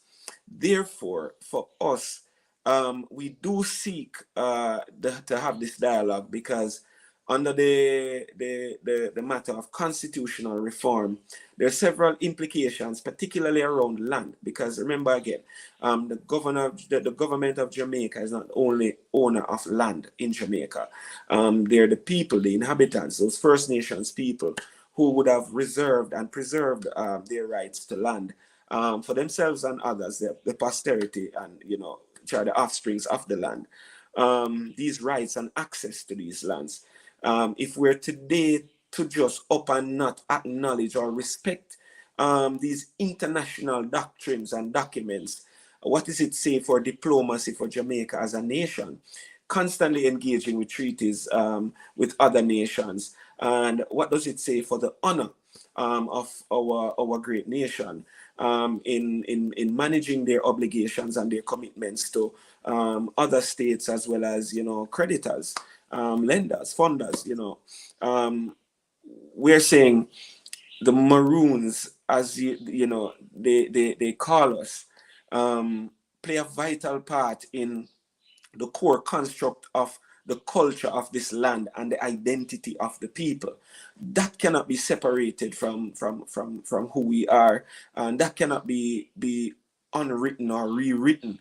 We came here to inherit what was left for us, and for those who understand and are then willing to take and apply these principles, knowing that we, the self-governed who chose to self-govern, have preserved these rights and principles beyond the age of our current government, you know, and have land that surpass the current government. Then any change in the structure and governance of this land, in putting in place a responsible government, must involve the people of the land, and that's what we're holding and saying and pushing to. It's not a separation of annexing any part of Jamaica to just one set of people. We are saying, let's correct you on the narrative.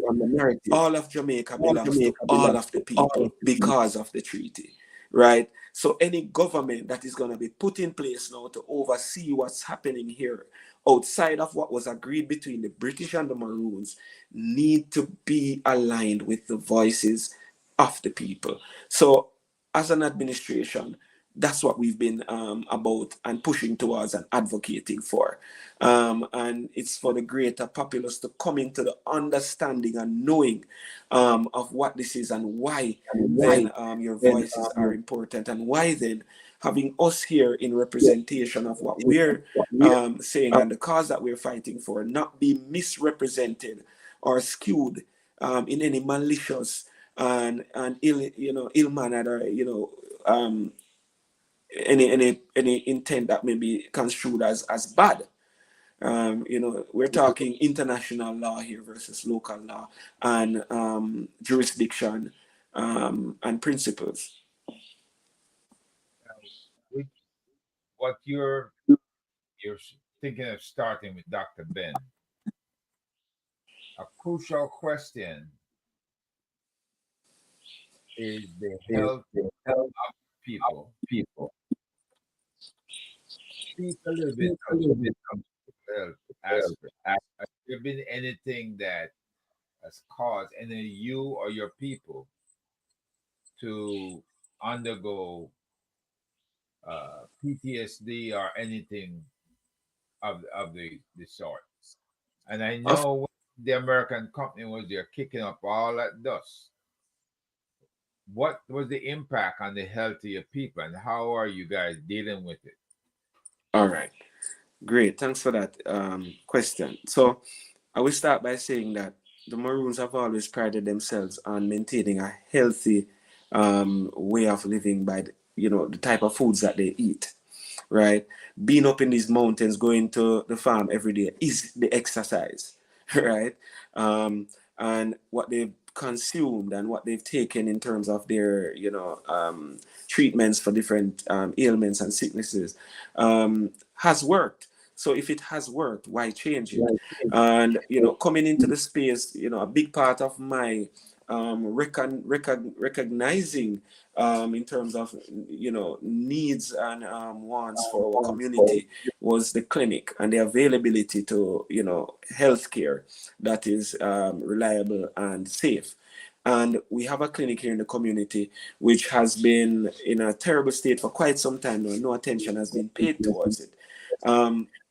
We've now gone into a process of creating an initiative that will enable us to upgrade this facility and create a space that can be functioning, that we can have the many practitioners who have offered their time and services to come here and assist us. And of course, many of our sons and daughters who are out there are wanting for the space that they could come and actually apply their services. You're talking to well over 3,000 to 5,000 people in the inner compound and adjoining districts and communities who would benefit from such a service. To be honest, getting the funding and the resources necessary to do these things hasn't been the easiest easiest thing, considering also certain statements that would have been put out, by the government, unfortunately, that would have restricted or inhibited the willingness of persons to come forward for the fear of being marginalized and sidelined. The thing is, the Maroons, as First Nation Jamaicans, right, also have a claim and something to defend, to stand up on, that is quite different from the many other people who inhabit this island. If you look at even the treaty and the wording of the treaty, nowhere in the treaty it says the word Maroon, not one. It says free Negroes, right? And it's an understanding that we have tried to get across, because the words have been mixed, the terminologies have been used to create the separation and the image of divide, right? People have always had misunderstandings, and people have always had conflicts, but not conflicts that can't be resolved, and conflicts that are untenable. What is being presented at all times is an untenable situation, right? And what that has done is prevented to an extent the unity that is needed from the people, the inhabitants of the island. Because there's a lot that we have in knowledge and understanding of the land and the law that is applicable to the regular people. But they've been blinded and they've been tuned out or zoned out for the many different forms of information that is going out there, coming at them. Now, my approach has always been this in life: gather as much information as you need to gather, the bad, the good, the ugly, everything.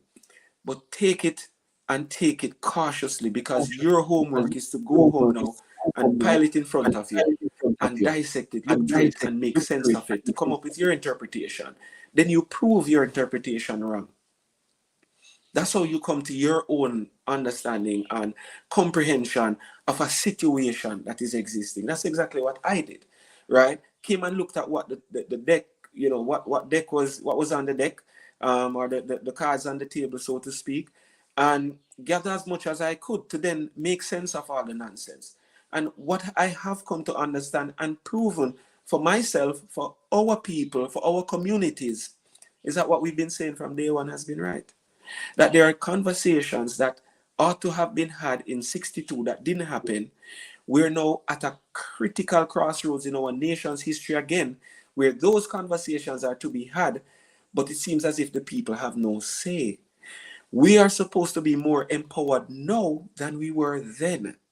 So why is it that now, when we're supposed to be more empowered by information, by our own knowing and seeing, we are choosing to be blind-eyed or deaf-eared about it, or mummed about it, right?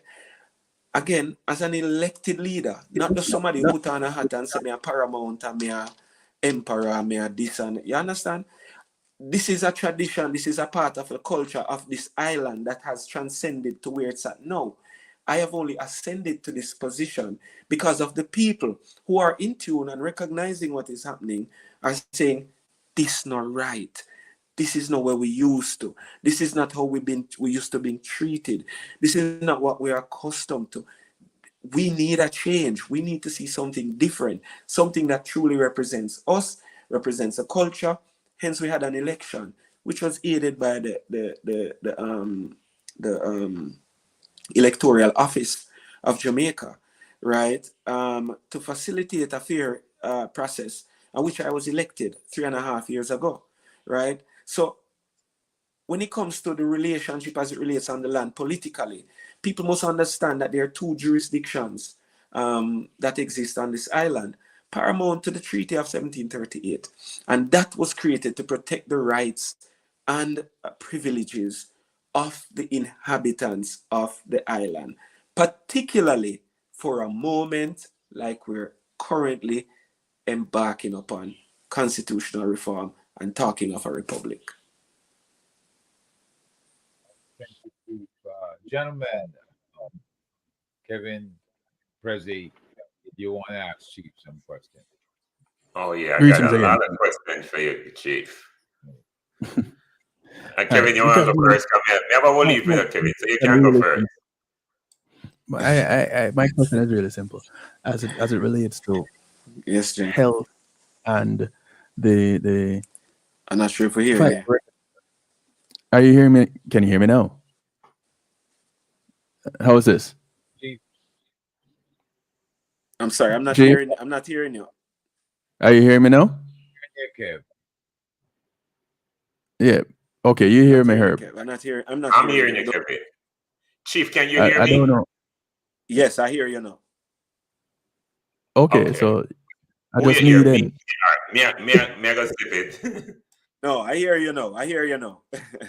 Okay, cool. All right, so I hearing everybody now. okay, excellent. So in the midst of this whole recognition of no, I'm not hearing anything. is what going on here. Okay, he's Didier Prezi. You're right, Prezi. All right, so Prezi, you go. All right. Maybe you need. All right.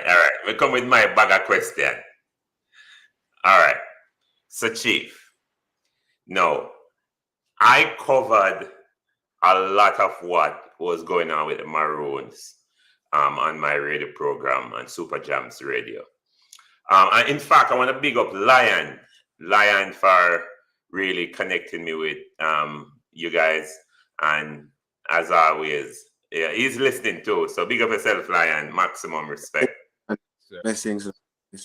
Yeah. So anyways, so now, one of the questions I always ask, and I needed to answer this, and I know at one point there was some conversation about recognition for the Maroon state, right? So my question for you is twofold.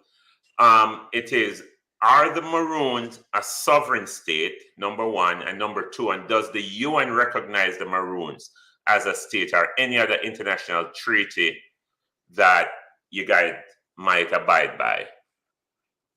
All right. I don't know if you heard all the questions because you were breaking up. I heard them. All right. So the sovereignty question again is a question that has been a sore contention for want of a lack of better description. The misconstrued notions of Maroon sovereignty, right? And what our intentions are in talking about Maroon sovereignty, right? Since 1738, right, there's been no legislative acknowledgement or amendments to take into consideration these inhabitants of the island, right? Today, in making our case and making our argument, in other sense, somebody been leaking way over our head for a long time and we are ball out now. The only thing we can ball out on is the one piece of substance that we have to show who we are and what it entails, right? That has been the treaty document. So anytime the treaty comes up, it's a sore issue because there are so many things around the treaty that has caused, discontent and separation. But pause this question, pause the sentiment for a second, right? This one document, which has so many, permutations around it, which is another conversation to enrich our understanding of it, because it was not a bad document. Let me tell you that. Let me start by saying that. The document was not a bad document.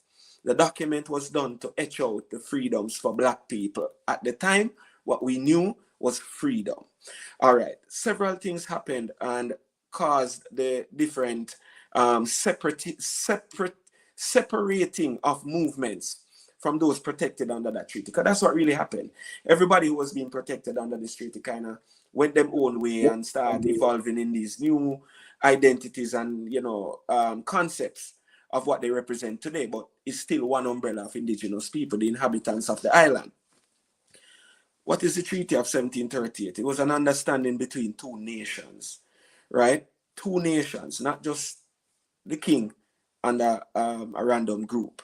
It was recognizing that there were inhabitants here on this land who owned and operated through and about this land and other lands, adjoining lands, the Americas, right? So there was a nation that existed here before the Spanish, before the British.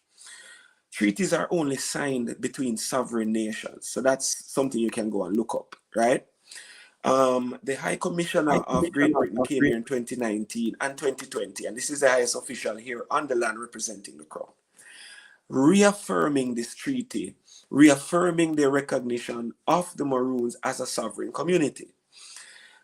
Again, just regurgitating the words that were put forth. Now, in terms of sovereignty, how is sovereignty then recognized? If we look at the Montevideo Convention, in recognition or acknowledgement of statehood, for statehood to be acknowledged or recognized, there are 4 parameters that have been laid out by the Montevideo Convention. 1, you must have a set boundary, territory, land, right? We talk about cockpit country, which is one of the many Maroon territories, right? You must have a population, right? We have a population, a voting population. We have a census every now and then. We do our regular enumeration exercises. There are, you have to have the ability to enter into international agreements, right? We have that through the treaty of 1738, right? And the 4th one, so territory people, you have to have a government, right? We have a council, a full Maroon council with a chair and a chief who is elected by ballot as an agreed process. We have a constitution, right? Ratified and agreed upon by the people. So when you look at the parameters and the boundaries that have been established, right? You tell me, do you think the Maroons are sovereign? Bearing in mind that the current head of state for the Jamaica of 1962 is King Charles III. Correct me if I'm wrong. All right, King Charles III. So hold on. So the question was, are the Maroon a sovereign people? The UN recognize the Maroon as a state or any other international body? So I understand the treaty, but let's say someone in government now are going to look and say, well, hold on, we are one Jamaica. Them are going to have a couple acres and say them want to be a country. When number one, here's a question, and I want you to develop this argument because this is a short that banter there. But do your people pay taxes?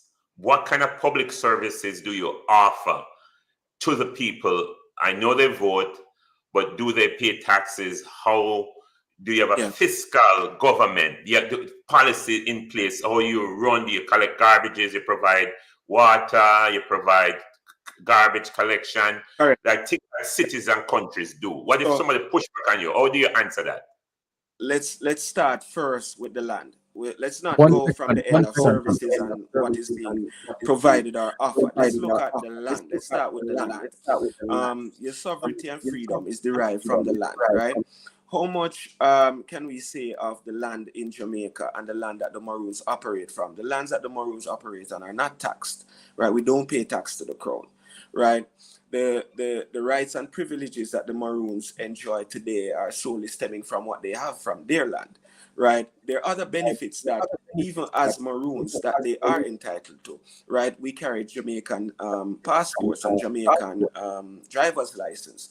Does that deprive us of participation in everyday trade, commerce, and integration as far as it relates to maintaining your identity while operating in a state-governed environment? No, because the argument of Maroon sovereignty has been used as a divisive tool to say we're trying to separate Jamaica.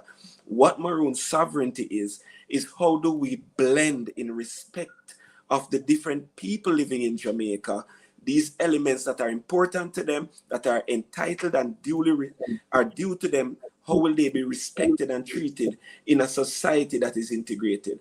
So let's not get ahead of what do the Maroons provide for themselves. We do everything for ourselves, right? There are other things and services that we do actually, yes, some of our people do benefit from, but the holistic nature of who we are in existence as a people from then till now, we've only been able to survive because we've been able to overcome the challenges of not being able to access all these things which you speak of. So for me, and particularly our administration, it's putting in place all these things that ought to have been there a long time ago. The fact is, our people would have been led to believe that we were being seamlessly integrated into a system that recognizes our rights and principles. So yes, we would have participated and benefited from government initiatives and elements of government, but the back end of government honoring their part of that agreement has not happened. So they then can't take that and throw at us to cuss us and say they know no benefit from this. No, the understanding was for the seamless integration in understanding how we operate, which again, these things I'm talking about are enshrined in the United Nations Declaration on the Rights of Indigenous People. Go look it up. The right to a nationality, the right to identity, the right to self-govern, the right for government as a facilitator seamlessly facilitate the operations of indigenous peoples with state government and state peoples. Because at the end of the day, we're still maintaining the principle of the law, which is establishing those rights available to those who identify as Maroons quite differently from saying we're all Jamaican. That rips away everything. And now saying that the land that you say you own, you don't own, which is false. We own this land, right? We're testament to prove that. We haven't paid taxes on this land. So they can't come to say, oh, but you use this and you use that. Yes, but government get money from United Nations and many other arms on the back of indigenous people, but we don't see enough it spent here. We're not going around knocking drums and saying this never happened, that never happened. But it's happening, right? Last year alone, 50-odd million came in for preservation and protection of cockpit country. 50-odd million US. Where did that go? What is it doing? Who is administering it? You know, these are things we're saying. The indigenous population is deserving of administering some of those money over the affairs and the lands that they control. Those are part, again, of doctrines that the government has signed on to and have yet to honor. So when they say we benefit so much from XYZ, we can go back and show you the billions that have been collected on the back of indigenous culture now, because that's how the government quotes it. Indigenous culture, not indigenous people, because it's not acknowledging it's indigenous people. Because then now they're the custodians of the indigenous culture. So anything towards the culture then comes to their coffers. Do you see what I'm saying in the misalignment now? So when we ball out, we are ball out for reason. Because a deal that was not honored, it still hasn't been honored, is now being made to seem like an unjust demand from the people who rightfully deserve it, the inhabitants of the island. So the sovereignty argument, let me answer you now, is one of asserting it, walking in it, and being able to protect and defend it. Hold on, before Dr. Ben speak, we need the understanding. Are the Maroons descendants of slave, or were they pre-European? Like, were they the Taino people? And also, can anybody nowadays come and sign up for Maroon citizenship? The Maroons are the Tainos. The Tainos are the Maroons, right? It was a name. We're dealing with labels, right? It was those free Negroes, as they described them, that they couldn't catch. So whether you're black, white, brown, whatever your complexion, them couldn't catch you, and you flee gone up in the hill, so go and live with them wild people there, you were called a Maroon, right? Over the years, the combination of the peoples that inhabited these mountains, we commingled, we cohabited, and we obviously would have engaged in, procreation, which would have led to the bloodlines of the people who are now here. So isolating who the Maroons are as slaves and slaves alone is a game that is being played with the minds, because then it is stripping you of your entitlements. It is stripping you of the understanding of your true history, because then it starts with slavery and ends where? With slavery. It's deeper and richer than that. So the identity of who we are is a mixture and a combination of those who are identified as Tainos as well as those Africans who were here, whether through the Spanish, we call them Moors. Moor was a broader definition of people of color like me and you. The Moors, that's who that was. That was the nation that existed before the Spanish, before the British, the Moorish nation. The Moorish nation, El Maghrib, Al Maroc, which spans North, Central, South America, West Africa, North, Central Africa, and Europe was controlled by the Moors. So Columbus and the first set of enslaved were those Moorish elites and warriors who they took and exiled here on this land. Many of them were under indentured servitude. Many of them were let go here, told never to return to Europe. Where did they go? They went and joined in the local population, procreated, taught and educated them of the science. Not talking the regular science now. We talk the high science, the low science, the high science. But we talk about now creating and building back from this empire that still existed and fortified itself to then conquer what was the mightiest empire in the West, to preserve that nation that existed and gave this document that was the sole piece of evidence. Because remember now, if you never have this document and how you then show say these people are not those what you could have called in today's world rebels or terrorists, because that's what they try to use loosely when you have no bound within the law. There's nothing binding you within the law for your actions, right? As Maroons, we have a treaty, so our actions are bounded in international understandings of treaty law and principles behind treaty law, right? So we have a cause that we stand on and stand behind to defend, right? We are recognized by a First Nation, right? We had a treaty that defended and preserved these rights and the land for our people up until today. So there's no reason why we should feel lesser of any other sovereign entity out there. It is only now that in our island that we are trying to settle the affairs of the island, the matters of land, the matters of freedoms and rights, that these people be involved, because as First Nations people, they are the sovereigns of this land, recognized by the treaty that was signed in 1738. We're not saying we want to take over this land. We're saying enact those legislature, acknowledge those treaties which you've signed, acknowledge all these principles that you say you acknowledge and respect and adhere to on other treaties, but are not applying them equally across the board. Put those things into practice, put them into principle.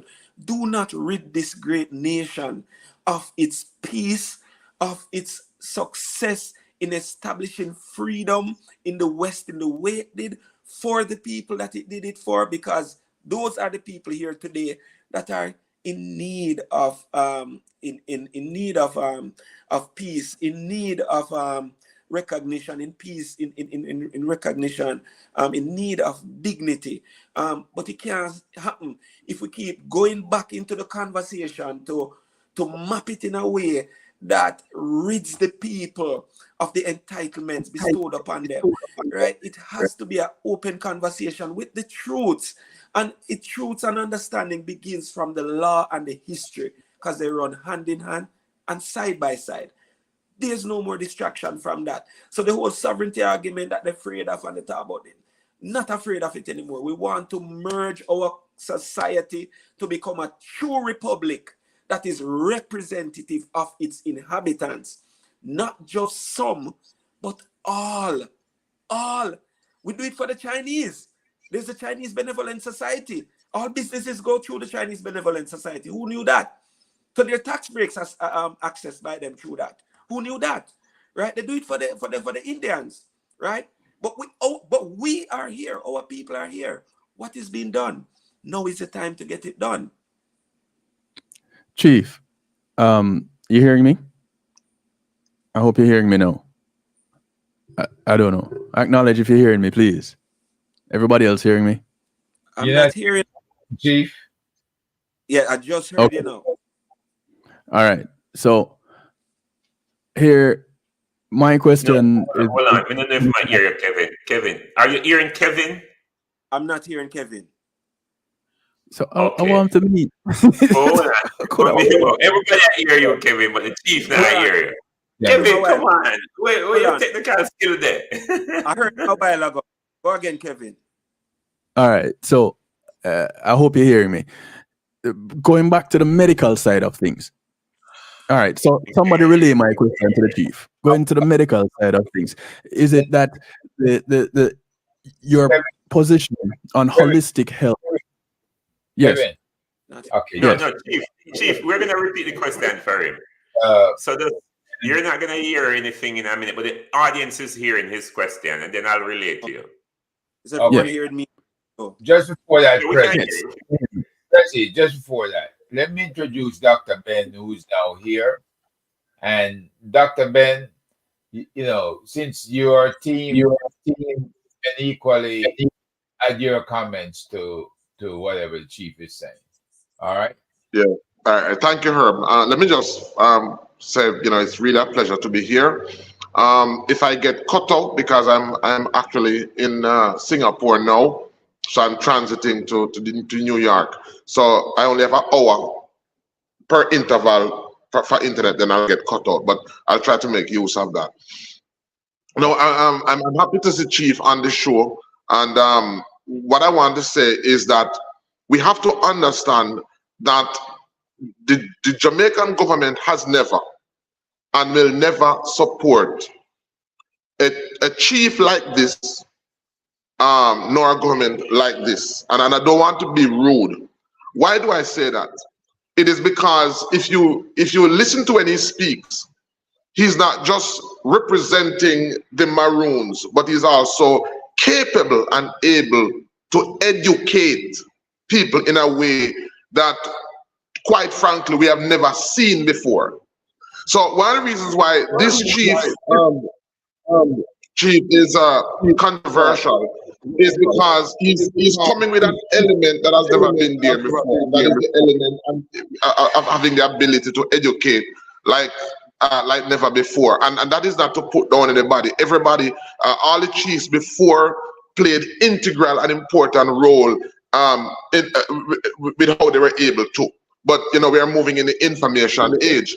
Now, the government that has been put in place was put in place to manage the affairs when slavery changed its form. So slavery has never been abolished. It has only changed its form.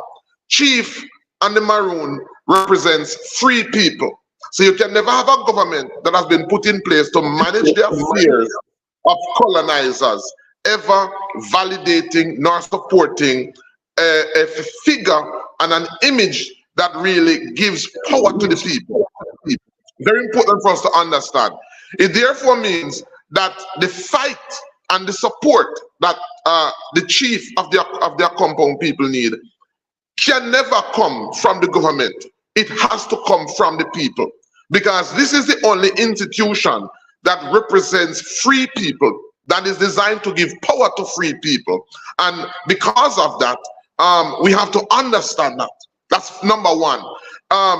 The Maroon and the chief of a compound represents free people and what free people would be like, the powers, the responsibilities, and the privileges that free people should have. Now, this has never been of a great issue, but the time that we are going in now, and many people don't understand why this is important. It is important that the people of Jamaica and around the world and in Jamaica give power and put pressure on the government. Not just give power, but put pressure on the government for the Maroon and the Maroon government to be given and to be allowed to function based on the treaties that it has. Because in essence, the power and the rights and the privileges that is being given by the government is really being given to us. It will allow us to do things because we are still, the government that is in Jamaica represents a management committee. It represents a management system. And so when this management system dictates on behalf of who it is representing, the only ground, the only place that we can enjoy what belongs to free people is going to be in these free spaces or through this government. So let me just start by saying that. Thank you, Doc. Thank you, Doc. Welcome, Doc. Welcome, Doc. Yeah, man, it's good to be here, Prezi. It's good to be here. You know, so as it relates to health, I'm just gonna appendix this to. So when I shared the Chief Curry, the importance of our medicine, we cannot really say that we are free if we can't feed ourselves. We cannot say that we are free if it is that we can't take care of ourselves as it relates to health. Again, one of the reasons why what I'm advocating will never really be supported by the government is because it is giving power to the people. Any initiative that is designed to give power to the Jamaican people will almost never be supported, because you cannot allow people to function free and at the same time have them as slaves. So when I shared it, Chief Curry, the initiative that I had as it relates to Indigenous Caribbean medicine and the use of medicine, I was shocked, because this was something that he wholeheartedly, it was as if I was only verbalizing that which he had in his mind already. So coming together and talking to him has been a seamless transition, where we have never had we have never had a discussion to convince each other. It has always been us sharing the same goals, the same objectives. It's just that based on my background, I'm only coming to, he's allowing me to come and to share in how I can implement in the big vision that he has for our compound and for Jamaicans. Thank you for that, Doc. Can I just add one more there, Mr. Speaker? This is so significant that the people have been kept out of the understandings of the history and the law and the understandings of the context of our island, right? Why is Jamaica so unique and separate from every other nation that is a beacon of light in the Caribbean? It's where the freedom emanated from. It was also never fully settled by a colonial government in the time of plunder, pillage, looting and murder. It was never, because of those few who defended it. What has happened is, to date, we've just failed, and under pressure and duress, I'm sure, to recognize our full authority and exercise it in a way that, similar to our neighbors, Haiti, would have exercised their authority in their republic, having fought so hard to defend it. Now you see the difference in what's happening in Haiti and what's happening here, and there's no qualifying any position in its own space where it's at. What is important and interesting to look at is that Haiti and Jamaica are like twin islands, because we fought the same wars, right? There were people coming from Haiti to fight alongside brothers and sisters here in all the wars, and vice versa, right? So the space was not new to any of our ancestors, right? And the only thing that separates what Haiti looks like today and what Jamaica looks like today is where in the inhabitants who signed a treaty with the British at the time, the Maroons, gave them the opportunity to stay here. The Haitians did not. They did quite the opposite, totally annihilated and removed them from the island.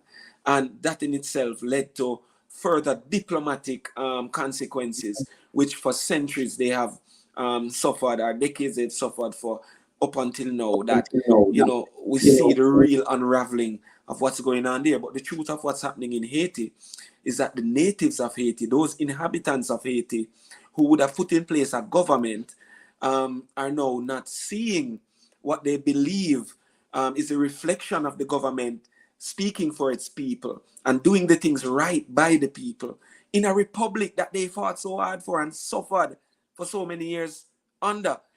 Jamaica is not a much different landscape in that we still have a responsibility to ensure that it doesn't get to Haiti, right? Rest assured, it's not us trying to make the island get to a position like Haiti. It's the decisions and the regard that those taking decisions are having for the people that will cause these type of things. That is why crime is escalating. That's why the upheaval of the schools, what you see taking place in the schools and the youngsters is happening, right? It's a resistance that you're seeing from the people because things are just not happening how they ought to happen.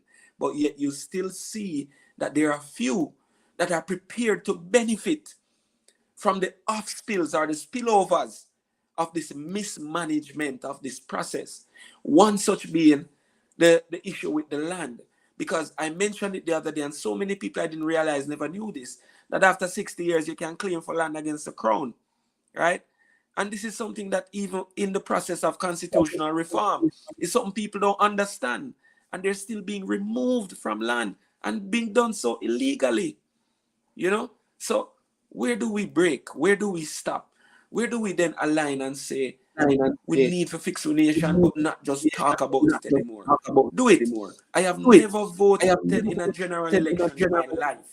I've never voted orange. I've never voted green. I was never politically motivated or influenced in any way whatsoever to be doing what I'm doing now. Always considered myself a Maroon.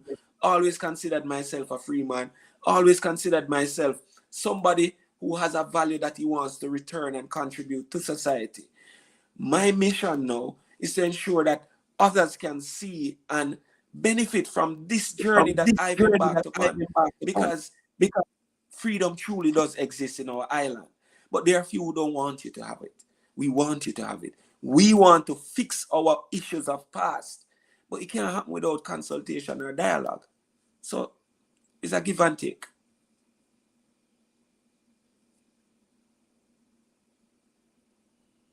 Kevin? Yeah, we didn't get a chance to get the question from Kevin, though. Yes, yeah. Well, mine had to do with more the I need someone application. to repeat it for me. Yeah, we got you. I get it for you, Chief. So mine has to do with more the application of the holistic approach towards medicine versus the recognition of it. When the recognition comes, if there's the drive, what a part of the drive behind it involves being recognized so that people can become healthier. So now you're looking at not just the reformation as a people, but also the reformation of a people. So we have a healthier community.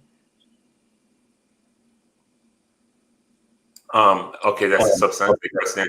Okay, so Doc, what he's asking is when you get these indigenous medicine accepted and people start using it, is it only gonna be for the income it's gonna bring in the community, or is it gonna be more health focused? Like gonna bring people to a place where they're more, health conscious?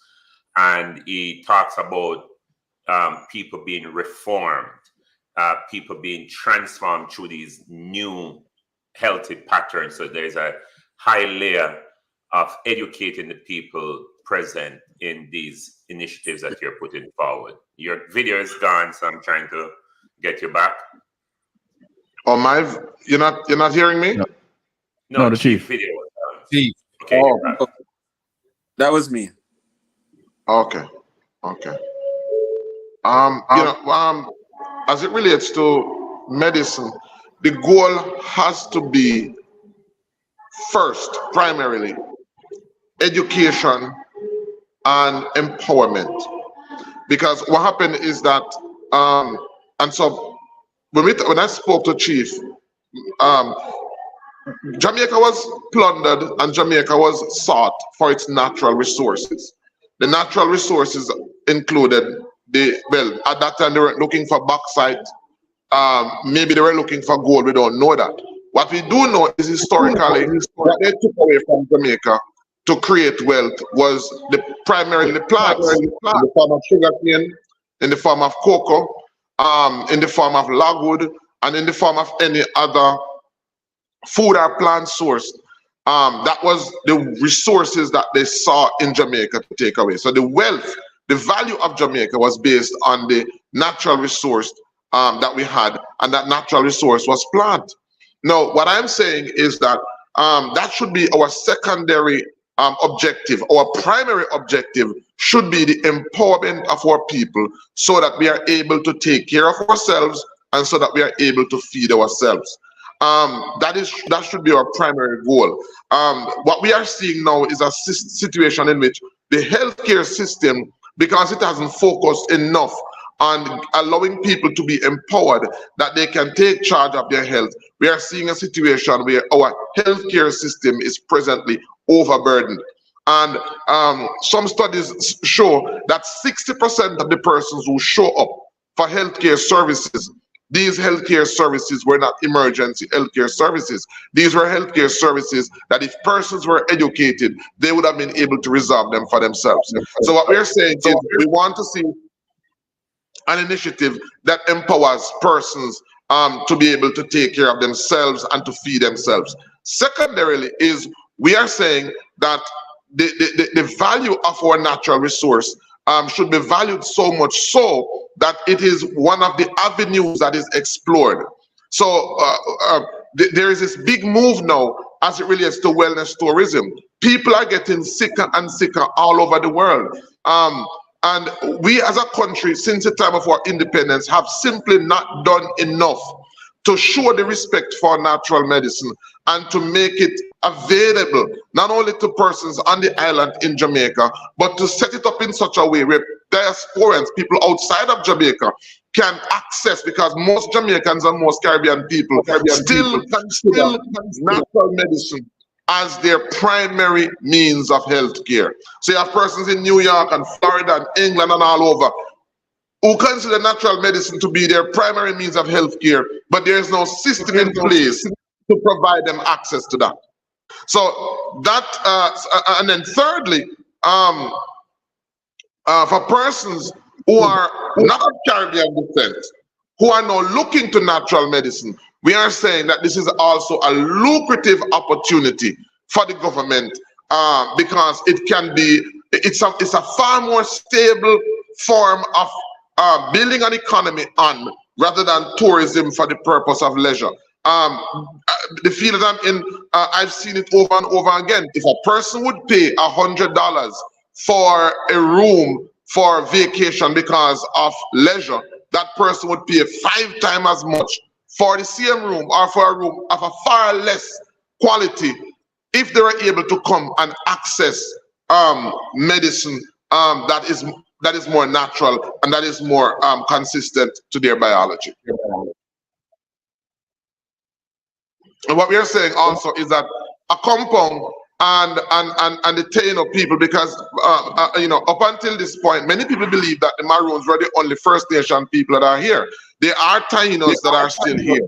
And what we're saying is that what the Jamaican government should do, or what should ideally happen, is that we should seek to give recognition and support and value to these First Nation people to see how we can also tap into the reservoir of knowledge that they have, use that to our advantage, and see it as one of the means where people can come and benefit from this knowledge. So these are the tendencies. It's a multi-billion-dollar business, and it's sad to know that we have to pitch it from the perspective of its monetary value for the government to see the value. Because, you know, recently the World Health Organization did a survey.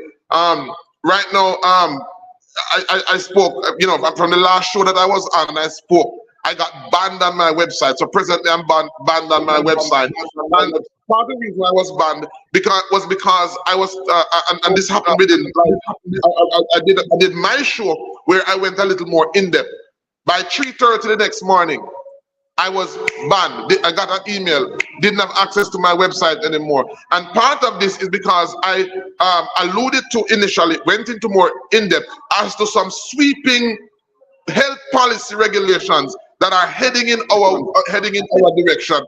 And these policies, when implemented, it is at that time that we are going to see the value of a free space in Jamaica. It is at that time that we are going to see the value of natural medicine, because what is coming is a system that will prevent persons like myself from doing it for persons, from making products available for persons. And so the only solution, the only resolve is for persons to be educated enough, knowledgeable enough that they can, one, do it for themselves, or two, that there's a safe space that they can go to. So one initiative that Chief Corey and I are working on is creating that safe space within the compound community, where persons can come, and when they come, they can access natural medicine.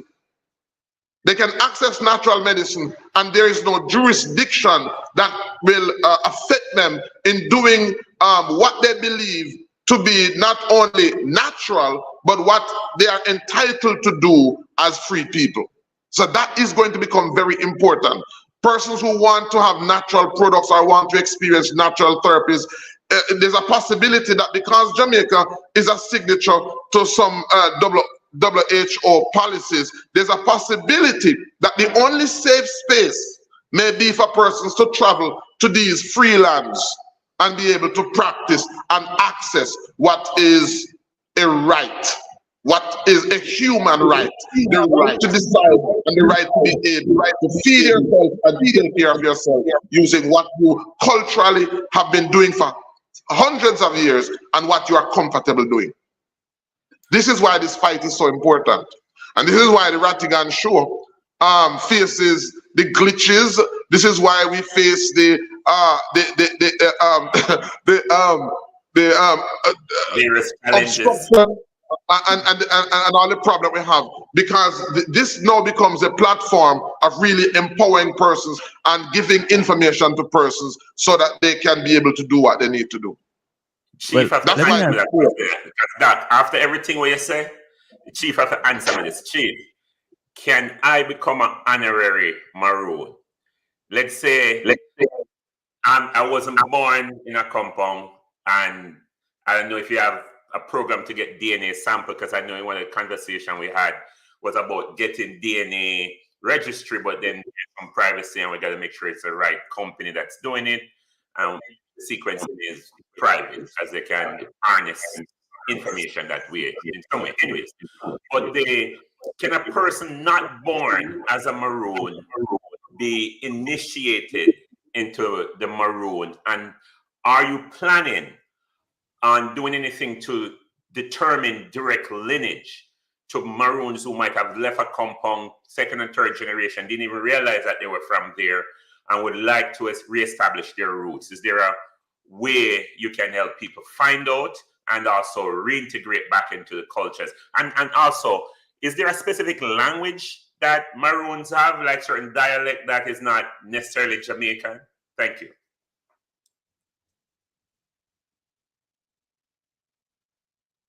You're muted. You're muted. Muted, Chief. Sorry, you hearing me now? All right. Louder. So, we've been engaged in a identification rollout initiative for over a year now, right? Been issuing IDs to Maroons in and around a compound and across the island. Persons overseas also who are Maroons from the territory, having supplied certain information, would have been entitled to their IDs. As it relates to persons who are outside, perhaps like yourself, who don't know if you're a Maroon or not, let's put it this way. There are ways and means in which, just like any other community, right, one can enter and live within that community and participate or partake within the activities set on by such community. The compound community is no different, right? There are certain principles and guidelines that traditionally would have to be met by any one individual coming into the space, because you were held under a significant amount of scrutiny, right? Because the war might have left the physical plane, but it went into the mental plane, right? So we had to now look and decipher, how do we admit people within our space? Gone have passed, to be even given certain privileges as a Maroon, you'd have to be living or residing in the space for over 5 years, right? Then you could obtain maybe a piece of land somewhere that you could go now and start to build and, you know, farm and do whatever it is you want there, right? We have a constitution which is online. You can have a look at that to get some more understanding as to how we, you know, administer and govern ourselves, and then also how we enable others who are interested in participating in the community, as well as the community's initiatives. There's an opportunity for you to do so. Of course, certain rights and privileges would differ from, of course, citizens, people living within the space, naturally, because of, you know, being entitlements. You know, entitlements will be different for those coming into the space as opposed to those who were born within the space and have bloodline emanating from the space. So I hope that helps you. www.stateofacompound.org, that's the website. A lot of information there that you can find out about your lineage. And also, in the process of applying for an ID, we then go into the background checks and the background investigative process based on information provided or gathered. We also help others to locate their families within the area or within other districts. That is a part of the exercise. We have to know exactly who is wanting to become a part of the movement, and also those who are Maroons living elsewhere can obtain and acquire the necessary documents, because of course there are international privileges that us as a compound and other Maroons are entitled to. But without your ID, then you can't access it. So Maroons in the diaspora, I urge you to, of course, get your IDs, get yourselves recognized in the territories that you're at, so you can also benefit from the entitlements of being a part of a recognized indigenous community. That's the importance. Chief, is there a recorded of any serving in Parliament, the senator or member of Parliament?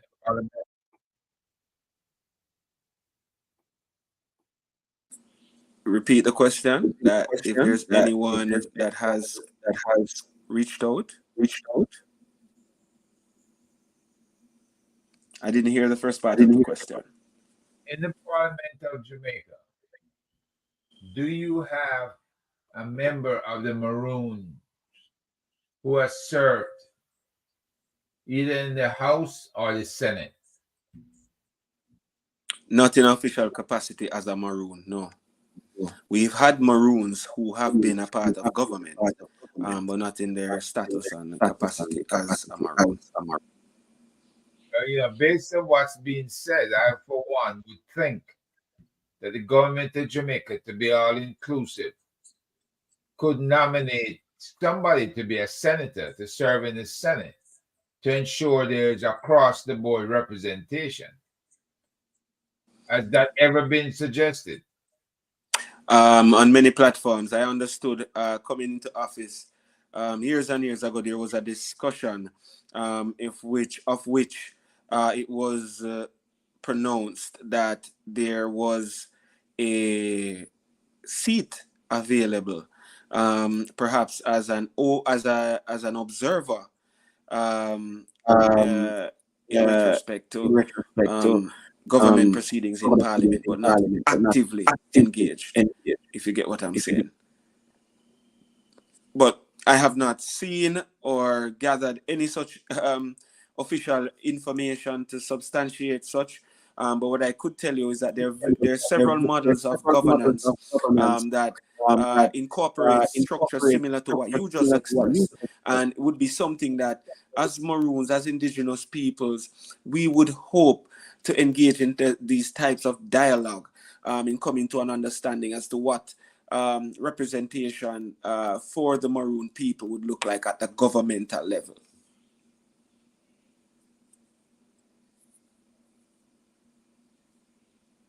Now, we haven't covered a lot of the medical side of it.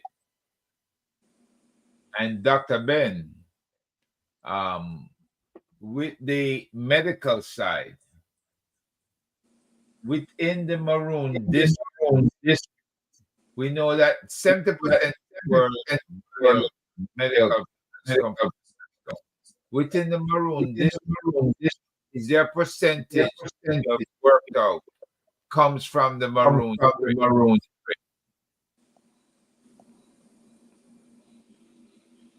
I didn't hear your question, Herb. Oh, no. Okay. The 70% of biomedical plants come from Jamaica, correct? Yes, yes. What percentage of that originates in the Maroon areas?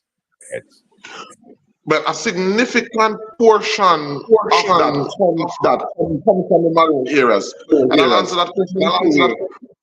One of them is that there are still plans.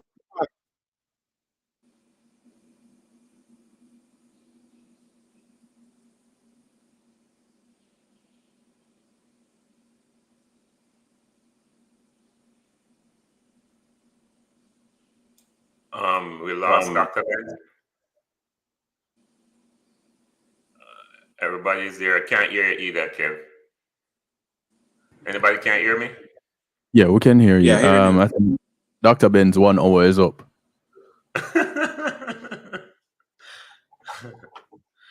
So, Chief. I think that's what happened there. So we can't get my DNA then. We can't get a test. I mean, I feel some Maroon though. But I like, see, you don't do honorary citizenship like some could have naturalized as a Maroon. You can marry a female Maroon citizen. That's it. Oh man.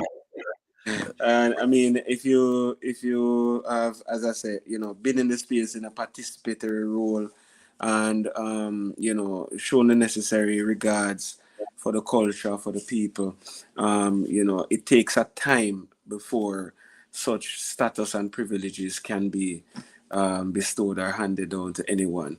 The Maroons have always been very protective of their space and also of their history, and most importantly, the culture, because then those who you bring in also play a part in either upkeeping or deteriorating that culture. So whoever is chief always has to bear in mind, first and foremost, am I degrading or demolishing, or am I building and reinforcing the culture?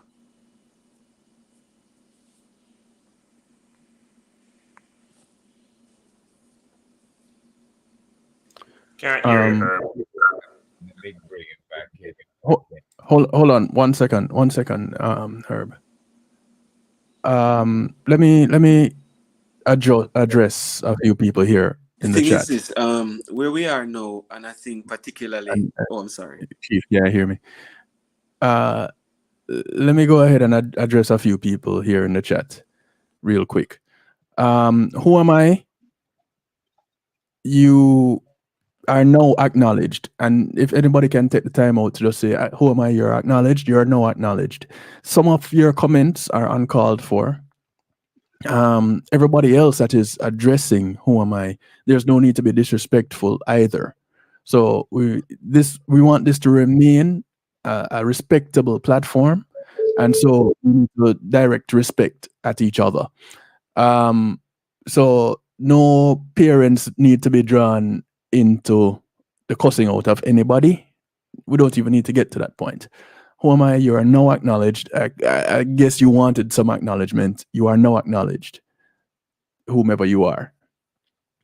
Chief, sorry, go ahead. Yeah, the chief can't hear you, but Chief, what he was doing, he was addressing some comments in the chat and setting some house rules. And I think it is in order now, Kevin. And one more thing. Who am I?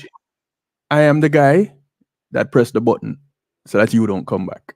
Just to let you know. Go ahead. All right, thank you so much. Herb, I think you were saying something, but your mic wasn't working well. Well, I'd asked Dr. Ben the question, and I think he was about to answer. You remember the question, Dr. Ben? Yeah, man, I remember the question. Right. So, what I'm saying is that one of the reasons why I believe the Maroon, the cockpit country is so important because it represents a diverse, flora and fauna that I believe is not yet fully known. For example, there are herbs there that grows nowhere else in Jamaica. I know of, for example, two herbs there, and I've spoken about it many times. There's a herb there that is called borgum. This was a herb that when they went wild hog hunting, and when you spear a wild hog and that wild hog escapes, that wild hog gets a chance to escape. That wild hog goes throughout the forest searching for only not 2 or 3 or 4 plants, but one particular plant. Once the wild hog finds this plant and eats the gum from this plant, it's almost sure that that wild hog will not die. Even if it was speared, once it wasn't terminal, once the wild hog finds that plant and eats it, that wound is going to be healed. It's going to regenerate. Not only was it used by the wild hogs, does it benefit the wild hog, but the wild hog hunters who go to hunt wild hog, they will use this gum for removing splints or healing themselves. Now, this plant pretty much grows nowhere else in Jamaica. There's herb like wild cinnamon that is only found within the cockpit country, and there are many more herbs like that is found nowhere else in Jamaica that has phenomenal medicinal benefits. A lot of the herbs, medicinal herbs, is in the cockpit country, and it extends from Portland to St. Thomas, which is one of the reasons why I'm also pushing for Jamaica being the wellness mecca of the Caribbean, and Portland and St. Thomas also being a part of that. It is because when you go to St. Thomas and Portland, you will find that the concentration of natural medicine or practitioner of natural medicine stems from that part of the island. And as we go further to the west of the island, you will see that concentration toppling down. It is because of that, when you had so much healers and so much practitioners in this part of the island, you also had these practitioners needed raw material. So this raw material was found in abundance around them. A lot of if you go to St. Thomas again and Portland, you will find that a lot of the other Maroon communities, when they had serious cases, a lot of them traveled to this part of the island because this is where the concentration of knowledge as it relates to natural medicine resided. And so there are a lot of plants that is of benefit that so far I don't believe we have exploited that. I'm just coming from Laos, where the government there has forged a partnership with the academic community of present day along with the indigenous communities to see how they can work together in tandem in improving or managing that knowledge so that it can be a benefit to the Jamaican people. So I'm saying that this is how we should be working. We should be working to identify and document and preserve this knowledge so that it can benefit generations to come. Okay, my people, I'm going to open up the phone lines. I've turned the phone back on again so you can call in with your questions to Chief Curry and Dr. Ben. Phone line is open one more time. All right. So, anything in the chat that asks questions of any of them, you say Prezi? Yeah, one question for you, Chief. Jamaica, the government of Jamaica being an what they call a signatory to the United Nations Indigenous People Declaration of Rights of Indigenous People. That's what the document is called. United Nations Declaration on the Declaration of Rights of Indigenous People. Correct. So with Jamaica being a signatory to that, does that create some kind of hypocrisy with the government, knowing that they sign an agreement or some understanding under this UN agreed upon terms and how to recognize communities like yours, or even sovereign states like yours within, because you don't have an army to fight them, and you're locked in to the island, so you have to travel within their territory to access certain things. How does that make the government a hypocrite? No, listen. I want you to curtail the way that you refer to it, the sovereign state, because as I explained to you already, it's the source of a lot of contention. For the sake that we can't get to the constructive conversation that needs to be had, because it's then overtaken by what you just said. What I'm saying to you is, we as an indigenous people are entitled to the embodiment of whatever is the state operations, to facilitate channels, to enable them to trade, to participate seamlessly, to do whatever it is they may do about their own will, without the prejudice, without the interference of the state body. So you're supposed to be facilitating processes for inclusion, right, of these natives, the people who are here. So don't take it as just a conversation for Maroons, right? There's Rastafari, right? There are people who are identifying as Tainos, right? Who want the recognition similar to what we the Maroons are saying that needs to happen. It's a broad brush that applies across the board for everybody. So I'm saying to you, what needs to happen from a governmental standpoint, legislatively, as it relates to these international agreements, is to amend the legislature here in the island. So you have international law and you have local law, right? There's international law, which is normally followed by local law to ratify, right, and align itself in principle. The United Nations has issued over 45 recommendations to Jamaica in the last session of the Committee for the Elimination of Racial Discrimination, which was held in Geneva in November of 2022.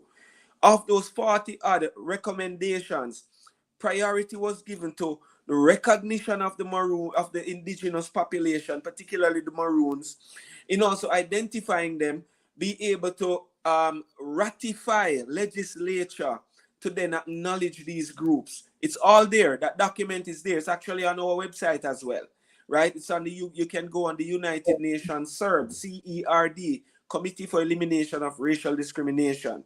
Akompong visited the UN twice in 2022, and the second was to attend CERD to highlight these issues. And noticeably, there were other groups that were there to present their grosses and their challenges. So for us, the international acknowledgement is not matching the local acknowledgement and actions. So yes, there's a level of hypocrisy that is taking place, because on one hand, you're acknowledging indigenous cultures, right?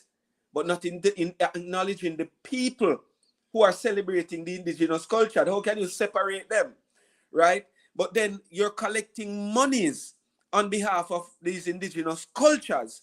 But then what is left out are the people. So yes, there's a huge amount of hypocrisy that is being played out. That we're saying, look, we're not here to break shop or throw stones. We're here to bring amicable resolve to long-standing issues. Those long-standing issues have prevented us from recognizing our true, our true purpose. It has inhabited and restricted us in a prejudicial way from going about our business, from securing our people, providing the social assistance and services necessary and enabling them to live in a more dignified manner. So, yes, there's something wrong in the architecture and the structure of this argument of indigenous cultures, but no indigenous people. The UN themselves said, we are confused.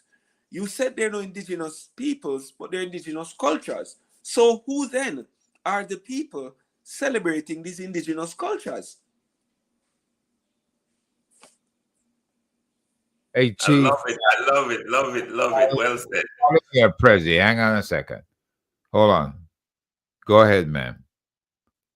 Good evening, gentlemen. I just wanted to mention that is Dr. Ben aware, and also Chief Curry, that research has been done by a member of Parliament's wife, who is a researcher at the University of the West Indies, and she's been given a grant she's been studying herbal medicine with medicinal purposes.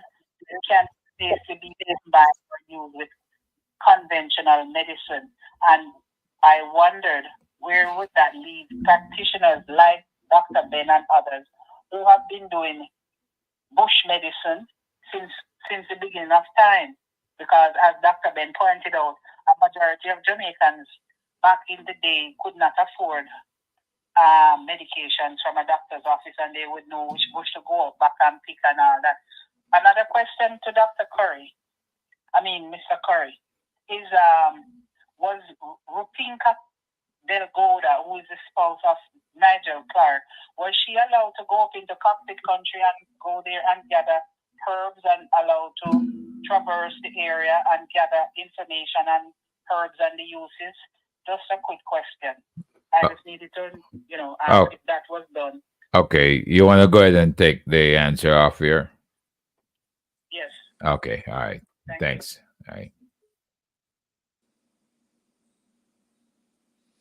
Okay, so I'm not aware of the research which you speak of, so I couldn't qualify any statement with regards to that. I know that there are a lot of research and studies that have been done in cockpit country, particularly in a compound, alongside some of our own bush doctors here. And a lot of that information has been circulated and utilized to the benefit of others without anything being attributed to the community or even the persons who would have assisted. And a big part of that has to do with access benefit sharing and how this type of information can be maliciously utilized without consideration to the culture of the people. In what we're trying to do is to establish the principles and protocols around that, such that the benefits from this type of engagement actively and definitively benefits the community and its members, in addition to those who are coming here to seek benefit from these things. So I would not say directly I'm aware of the active government initiatives in studying plant medicines here. Certainly not since I have been in office. If it was happening, it perhaps would have been before.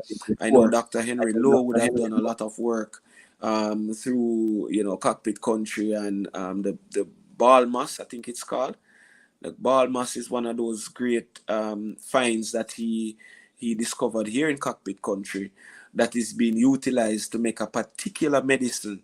I believe it's to treat prostate cancer, if not wrong, and that has yielded a lot of success.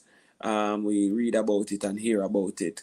What exactly are the origins and understandings that were established, I can't tell you from here, but what I can tell you, a lot of our assets, our resources are being explored, are being utilized, but without the proper free, prior, and informed consent to thus enable access benefit sharing rights of the indigenous population, which we would encourage more of, similar to these partnerships we're exploring with Dr. Ben.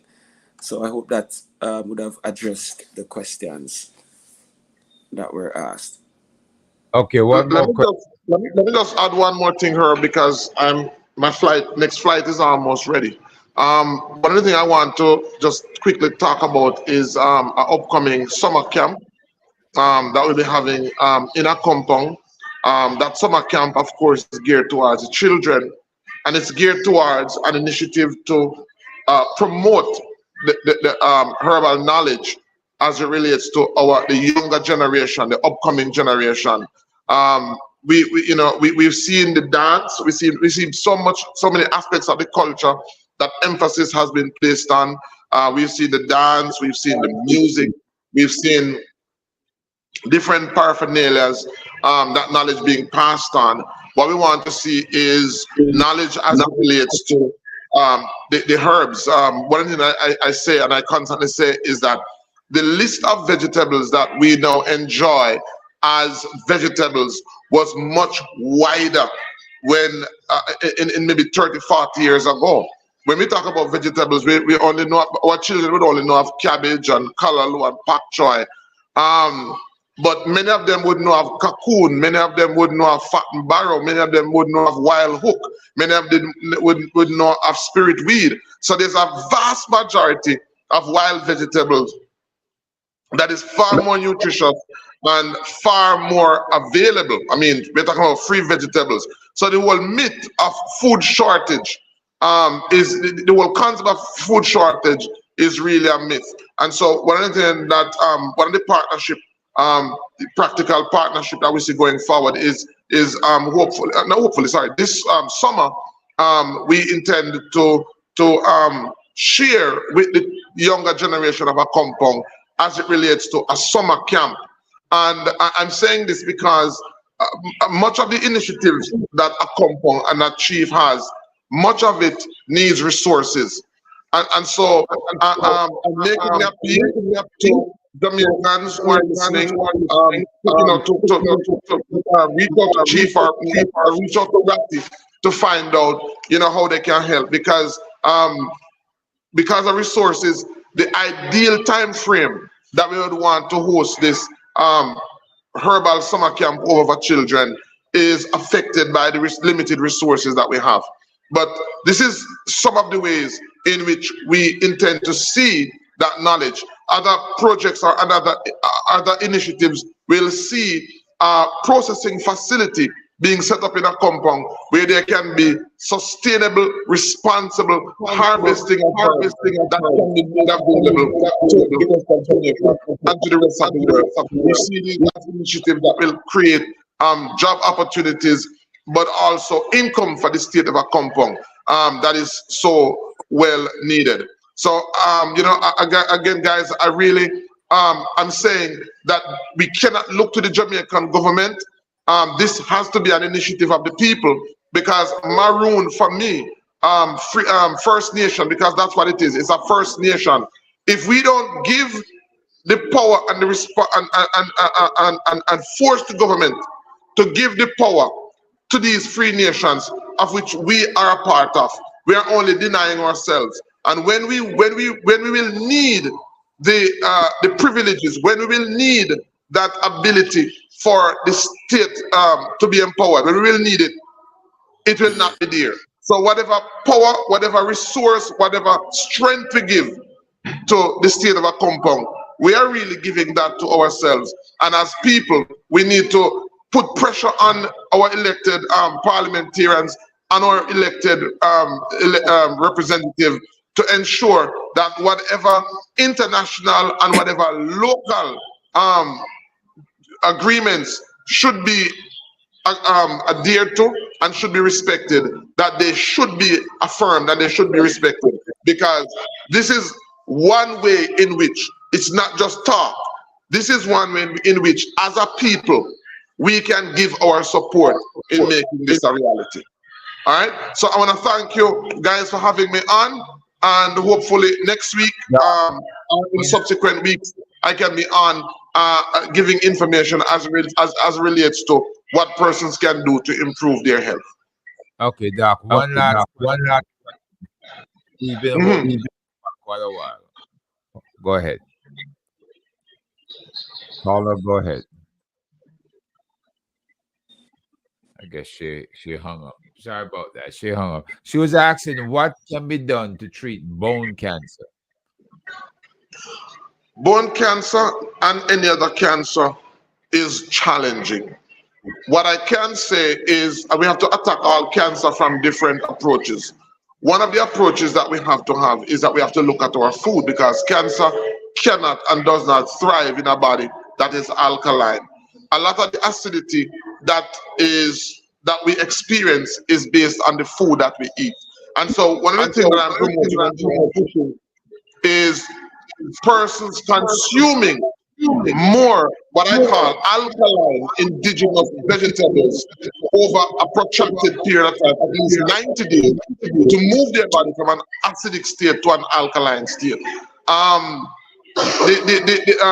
When you have bone cancer, what we have is really the bone marrow not being healthy to produce the quality blood that persons should have. So they become anemic, they become weak.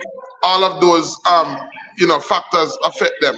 And so what the person needs to do is they need to move away from. I just left from Laos, where after identifying, went to the kitchen of the persons that I was staying with. And after identifying what should be there, what shouldn't be there, what should be there, what should be there, the logical question is, what then should I eat? It's then that I realize that one of the reasons why people eat the amount of acidic foods that they eat is because they don't know of anything else. We have become so dependent on the system feeding us that we don't even know what is food anymore, because we have been fed by the system. And so that is the reason why this is so important. There are so many herbs out there, and I know capitalism is responsible for that. And that is the reason why it's not just that the greatest weapon against sickness and disease is not medication, it is education.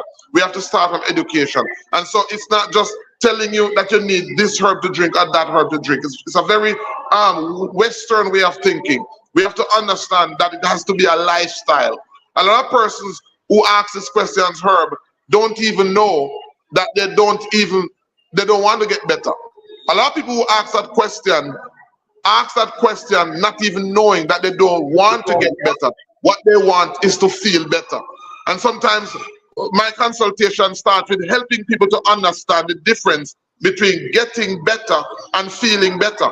And how I prove to them how to know the difference is so many persons, when we tell them what they need to get better, because of the discomfort that they're in, they're so willing to comply. But guess what happens? 3 weeks after they start to feel better, 3 weeks after they start to feel better, they want to know how soon they can go back to the diet that made them sick. Some persons one week after, so doc, like, oh, I feel better now, I feel stronger now. How long am I going to continue like this? So I'm asked, I said to them, so listen, if you did this, if you ate like this and live like this, and you started to see sign of being better, why would you want to go back to the diet? And that is when they don't even make that connection, that they don't want to get better. What they want is to feel better. So it's not just giving persons a herb, it's about introducing person to a lifestyle. And many people, when you explain to them that, okay, the goal is to do 10 days, 20 days, 30 days, 90 days, but the goal is to get you to eat like this, because it's a habit. It's a habit that got you sick, and it's a new habit that will get you better. So it's much more than just taking a herb. The other thing I said to person is we always have to find out more about the person. Before we recommend herbs, we need to find out, we need to look at the lifestyle. It's having cancer or having terminal illness is not just food. It's based on so many other factors. What is your emotional state of mind? What is your mental state of mind? What is your spiritual state of mind? Because sickness and wellness is not just about food. It constitutes a significant portion of what it means to be healthy, but it certainly does not constitute all that it entails. And so it's more than just that. And I hope that that answer helps. But while saying that, there are a number of very important herbs that persons can combine. That, of course, is also based on the type of cancer, because the type of cancer determines the type of herb or the type of protocol that the person will need. So it's more than just saying this herb and that herb and that herb. But of course, we know herbs like guinea hen, which is known again. Guinea hen is more effective on certain cancers, not brain cancers, not bone cancers. Guinea hen is more effective on cancers that have to do with tumors, right? Because of how it works. There's soursop bark, there's turmeric. All of this is dependent really on what type of cancer, because that is what determines how the herb works a particular way. So how the herb works is based on the nature of the cancer, because cancers are different. They're spelled CANCER, but they are different in terms of how they are formed and in terms of how they continue to thrive in the body. Thank you, Dr. Ben. And I hope you have a safe trip. All right, thank you, guys. See you next week. Bye-bye. Chief, this next question is for you. Caller, go ahead, please. Greetings to you all, Silent Warrior Herb. You're really doing the first today, and give thanks for that. Thank you. Also, I extend my warm wishes to Rattigan, our brother. This time, I hope that he's getting physical, mental, every kind of rest that he needs, because we realize that the work that he puts into these marathon Saturdays, you know, I would say his body is now rebelling against the rest. All right. Chief, love. I was trying for over an hour, so I don't know what transpired, and I didn't want to rewind. I listened to you, and I'm happy with what I'm hearing. I know that you have gone through a lot of ups and downs with the government. I've ever seen anything like that in my life. I like that really so the country and that encouraging negativity against. It's like we actually saw a orchestrated effort made to put the people against the Maroon communities. And I see so far you and the other Maroon communities have weathered this storm, because we have been existing all along. Say, this too will pass. I'm glad to hear what is happening in a compound, and I'm hoping that the other Maroon communities will eventually be involved, because a lot of things that the Jamaican people do not understand is that the Maroon community can learn a lot from the Maroon community. Because I am aware of the others. I have done some work in sections of the Windward Maroons. What I saw is I am that we practice it in a lot of the communities that we are having serious violent issues. And if youth is in your favor, therefore, there is a lot of things you need to do because the strength right now. And so I'm hoping that we'll see when the next time you come on Rattigan. I don't know how quick it will be. We'll hear, or on Rattigan, the colonel also coming on to give their support or give their give information as to what is happening in their communities. And let me tell you something. Again, when we talk about crime and violence, our communities have done a lot. They have maintained their governance structure in such a way that I don't know, I don't hear. And like I said, when I was working with them, even domestic violence was a no-no. They had ways and means of keeping their community calm. I don't know if it's because where they are located, all of them, but they were able to do that. And I would hope that Ministry of Justice and Security should sit with the chiefs and find out and work with them as to how we can introduce some of the structure that you have in place that minimize violence within the Maroon communities. Thank you. Chief, I'll talk to you soon. Thank you. Okay. Thank you, Carla. Follow up, Chief. Yes. So thank you for that. If you could care to explain who the Windward Maroons are compared to Akapang Maroons. All right. So Akompong and Flagstaff, the Maroons of Trelawney Town, which is what the area was called. Don't confuse it with the parish Trelawney, right? It was named after the governor at the time when the treaty was being done, Edward Trelawney, Trelawney Town Maroons, right? And just so you know, Trelawney Town was originally Kodjo Town, right?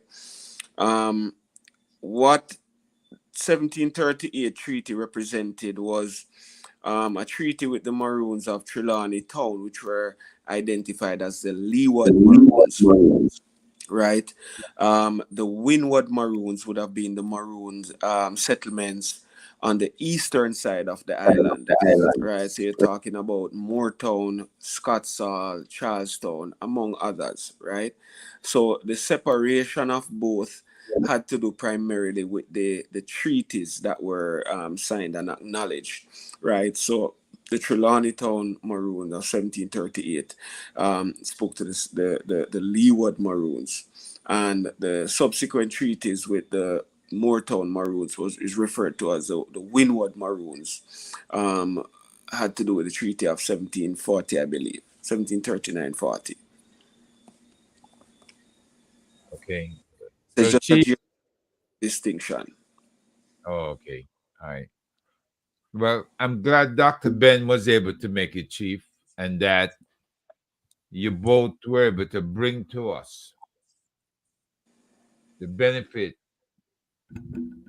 of your planned action, even though we didn't go into a structure and everything like that.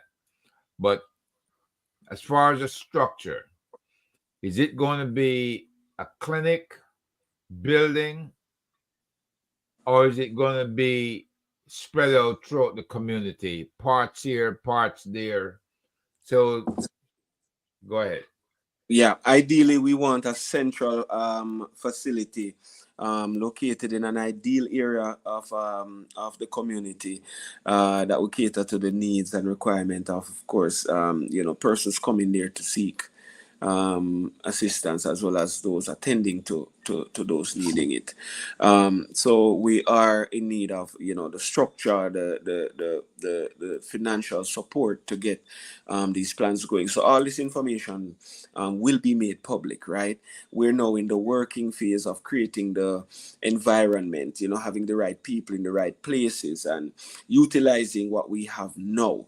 to bring forth this idea. So the clinic that is there now, we've launched a GoFundMe, right, for the Akompong Maroon Clinic. You can go look it up. It's also on my Instagram page, with the handle is at Chief Richard Curry. That's my Instagram handle, and there you will find a link to the GoFundMe speaking to the clinic, what we're trying to do to enhance and repair that space. That could be part and partially used for the project, the initiative that we're about to embark upon, blending, both facilities or both aspects of wellness and health, until we're able to create the space that entirely caters to the requirements for setting up the Indigenous Caribbean Medicine Initiative. So that's a bigger project, obviously, and would require more investment, but we are very confident in that. This is something that goes without saying. It's in imperative nature, where we see things are headed at this moment. There are many people willing to go out and seek these alternative options and opportunities to attain wellness, and there's no price that can be paid for health. So it's really what we're delivering, how we're delivering it, and to whom we're delivering it, at the expense of what. Those are all the responsibilities of myself, Dr. Ben, and the Maroon Council, and that's where we're working assiduously to try and put together so ones can understand also how they could contribute and participate in that venture for the interim, the upcoming summer camp, to train and enhance the knowledge base of our community is very key, very vital. To also add to that, we have a summer camp, a culture camp, which we hope we could also blend elements of this concept in the execution of that summer camp, which normally is in the last, I think it's the first week of July, first or second week of July. But you would be hearing more from my pronouncements on social media, on the website, and otherwise. But again, really appreciate this opportunity to come here and share with you just a tidbit of what we're doing in the background. This is just one of several other initiatives that we're undertaking. And as it relates to other Maroon communities, yes, we do have dialogue, not in the way that we would have by now would hope to have been having. But at the same time, the work that needs to be done on the ground is what is being currently done to fix our issues and help unite our people and try to pull together the leadership within the indigenous communities to see how we then etch out for ourselves our own opportunities and initiatives that we can partner on to deliver mutual benefit for ourselves and our communities. It's a work in progress. And the challenges put between the Maroon leadership are challenges that are external and challenges which can disappear. And I think in and around the time that we're at, where we have to now decide our fate and take into our own hands, collective hands, our destiny, I think everyone is at that point where they realize what is in jeopardy, what is at stake, and what now needs to happen. So I'm confident that the Most High, who always looks out, is ever present, ever willing, ever merciful, and ever vigilant, will see to it that the people do have, their say, and their will be done. So I thank you for having me here together, gentlemen. I do look forward to popping in again at some future date, I hope. Sir Rattigan, is coming on well and recuperating. I understand he had some illness, some challenges with his health. I hope that is well and coming on well, I should say. And thank you again for having me. Thank you for taking the time out. Forward to having you at I'm sure at his earliest convenience. All right. You come in might motivate him to jump up and run outside and do 10 miles, come back and get ready for the visit. But Give that. listen, it's been a pleasure. And look, I enjoyed my trip to Jamaica. This was back in 2018 when I drove through all the mountain ranges, using a little Yaris. Took me in places where it's a four-wheel drive. I was just going around to my heart's content, looking for family members of ours up in the mountains of St. Thomas. But thank you much and look forward to your next visit. We're going to be closing out here shortly because we're planning to do a 4-hour stint and we're just about there. And I'm happy you guys were able to make it, both you and Dr. Ben. You have made our day. Kevin, any words? Well, the chief can't hear me, so I don't even know. I think Chief, you can hear me now? Chief Kevin, you want to hear that mellow voice of yours. Yeah. Chief, we will talk. We will talk. Well, I'll find some time to bring you on the night shift on Monday night, and we'll talk. Yeah.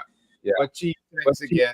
Appreciate it. We just close out with what's going to happen in Washington on June 15th. We need a plaque, or plaques made up to say, Mr. Prime Minister, what you're doing to the country by failing in your leadership capacities. Add to it, please, the indifference being paid to the livelihood of the Maroons of Jamaica. I think that's a plot that should be in there, calling out the Prime Minister and letting him know that you are a Jamaican, regardless of what he wants to think, and that you have your rights that the British left here with a separate treaty, and that should be kept intact and not been messed with, right? Thank you, man. And I'd say this, there's a huge opportunity. I may be there in and around that time. So let's see. Thanks again, Chief. You have a Thank you. wonderful weekend. Thank you very much. You too, guys. Bye-bye. Take care. So, Kev. It's just us. It's just us. And somebody had asked about the number. Like that. But What's that? I didn't know President was going to duck out. I don't think it was intentional. Yeah, hold on. Let's get it.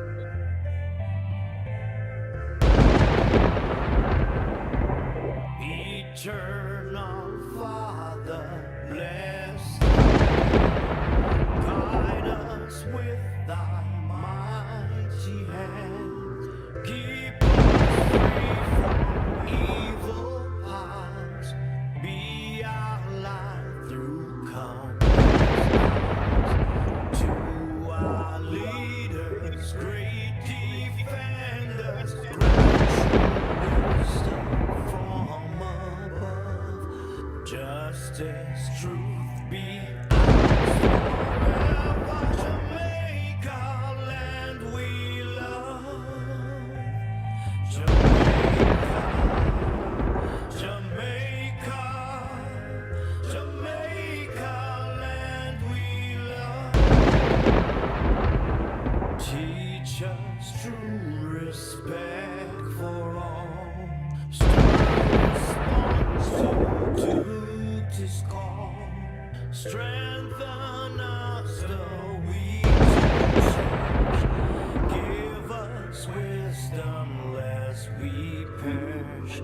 The following is a public service announcement. The Diaspora Crime Intervention and Prevention Task Force and One Jamaica Legal Defense Foundation invite Jamaican patriots in the DMV area and beyond to the third staging of A Day of Protest. Meet us on Saturday, June 15th, 2024 from 9 a.m. to 4 p.m. at the front of the Embassy of Jamaica, 1520 New Hampshire Avenue Northwest, Washington, D.C. 20036. That's a day of protest for Jamaicans who want the best solutions for Jamaica. Saturday, June 15th at 9 a.m. in front of the Embassy of Jamaica, 1520 New Hampshire Avenue Northwest in the nation's capital, Washington, D.C. Listen to Reason with Rattigan, Saturdays at 3 p.m. on YouTube and Reggae Global Radio for further information and updates.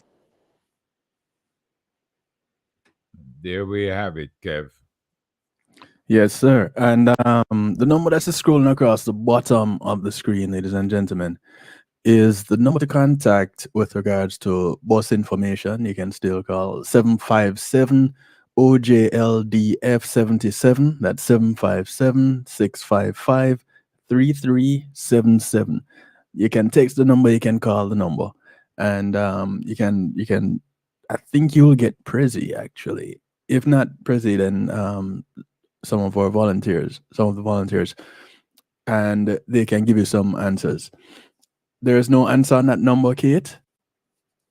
Leave a message. But I know Prezi would be able to on this. Right. And but I'm pretty sure, fingers crossed, that you'll get a response.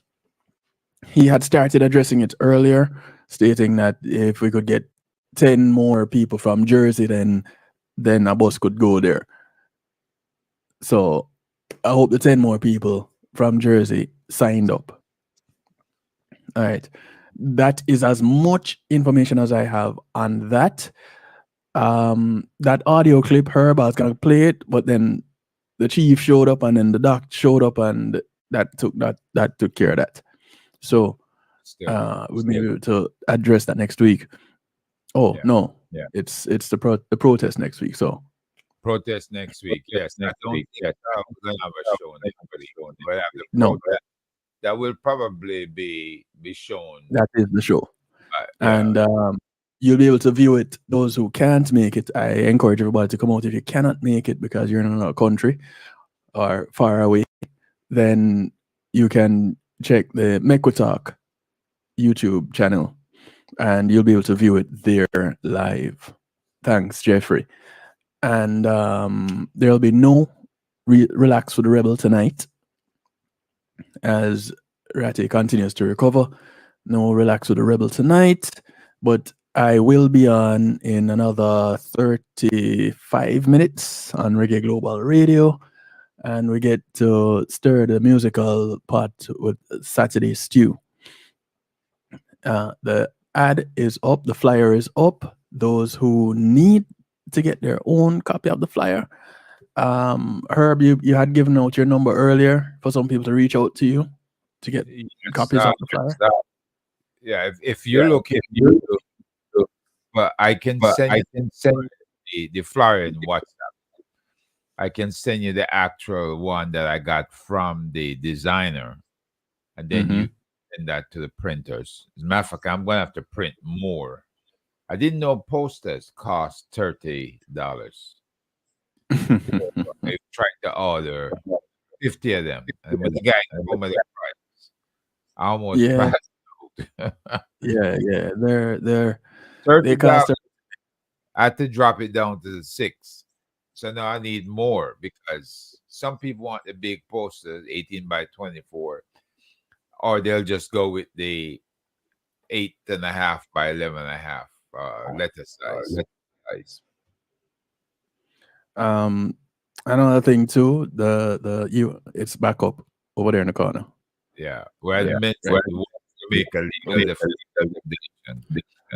They in the you can fight. go and do your donations, yes. And again, tell your friends, tell everybody about it. If you can't make it to the protest, you can protest where you are in your own little way, contribute. And it's not about showing up so that you can be seen on somebody's picture or caught in somebody's video. That's not what it's all about. For those who are asking if Kevin will be on location, the jury is still out on that one. There will be a DJ there providing you with some music.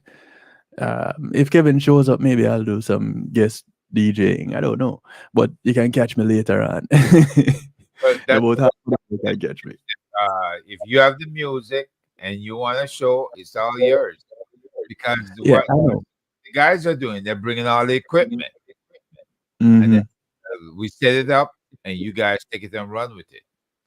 And we have portable speakers to move around. Then we'll have the big digital wall, so we can Right. show some of our videos on that. So whatever you have, we welcome it. Yes, visit the One Jamaica Legal Defense Foundation website, ojldf.net. The .org is being revamped. .net is in place right now. You can also do some bus information there, if memory serves me correctly. Yeah, But don't sign up for the trip from wherever you are. And if they have Right. enough people, maybe we may not get a 55 passenger bus. We might get a 25 passenger bus if that's all you need. Or maybe able to get a van that carries 12 or 15 to take Right. for everybody to ride down. So just sign up, folks. You don't have to pay the money there, but we need you to sign up and say you want to come, right? The commitment is definitely needed. Definitely. And don't just sign up and do a show, because this is a seat being paid for. So Yeah, to pay for the man, so we need Yeah. people to cover the cost. Right. Yeah. The foundation's money is to fight for us, all of us. All right. I'm out of here because I need to finish my preps for tonight, as in just fix up my face and thing. So again, I would challenge our audience to go ahead and talk to your local congressperson, wherever you live, whatever zip code you're in, because we have had several people to send them the note that says corruption is out of control in Jamaica. And we need you, congressperson, to speak up on our behalf by ensuring that the Department of Justice enforces the various acts that we have on the books, whether it's whether it's Foreign Bribery Act, whether it is Foreign Corrupt Practices Act, or whether it's the Leahy Law. We need these laws enforced. We don't need selective enforcement against the Russians or against somebody from Africa or someone else. Obscure cases down Latin America, like Ecuador and Paraguay. Get those presidents and vice presidents getting arrested. We need, and of course, in fairness, we have seen them take action against the premier from the British Virgin Islands and the premier from Turks and Caicos Islands. We have seen that, and that's in the British Isles. So while they're getting close, they're not close enough. We need them in CARICOM, and we need them taking action. So again, folks, my blessings to you for the weekend. We wish Ratty speedy recovery from his illness. And Kevin, I wish you all the best with the stew tonight. I'm sure you're going to be Looking looking to mix up some musical stew. Looking to mix up. It's reggaeglobalradio.com, ladies and gentlemen. Reggaeglobalradio.com. See you there. You can watch, you can listen. All right there on the website. Catch y'all in a minute. Yeah. Thank you.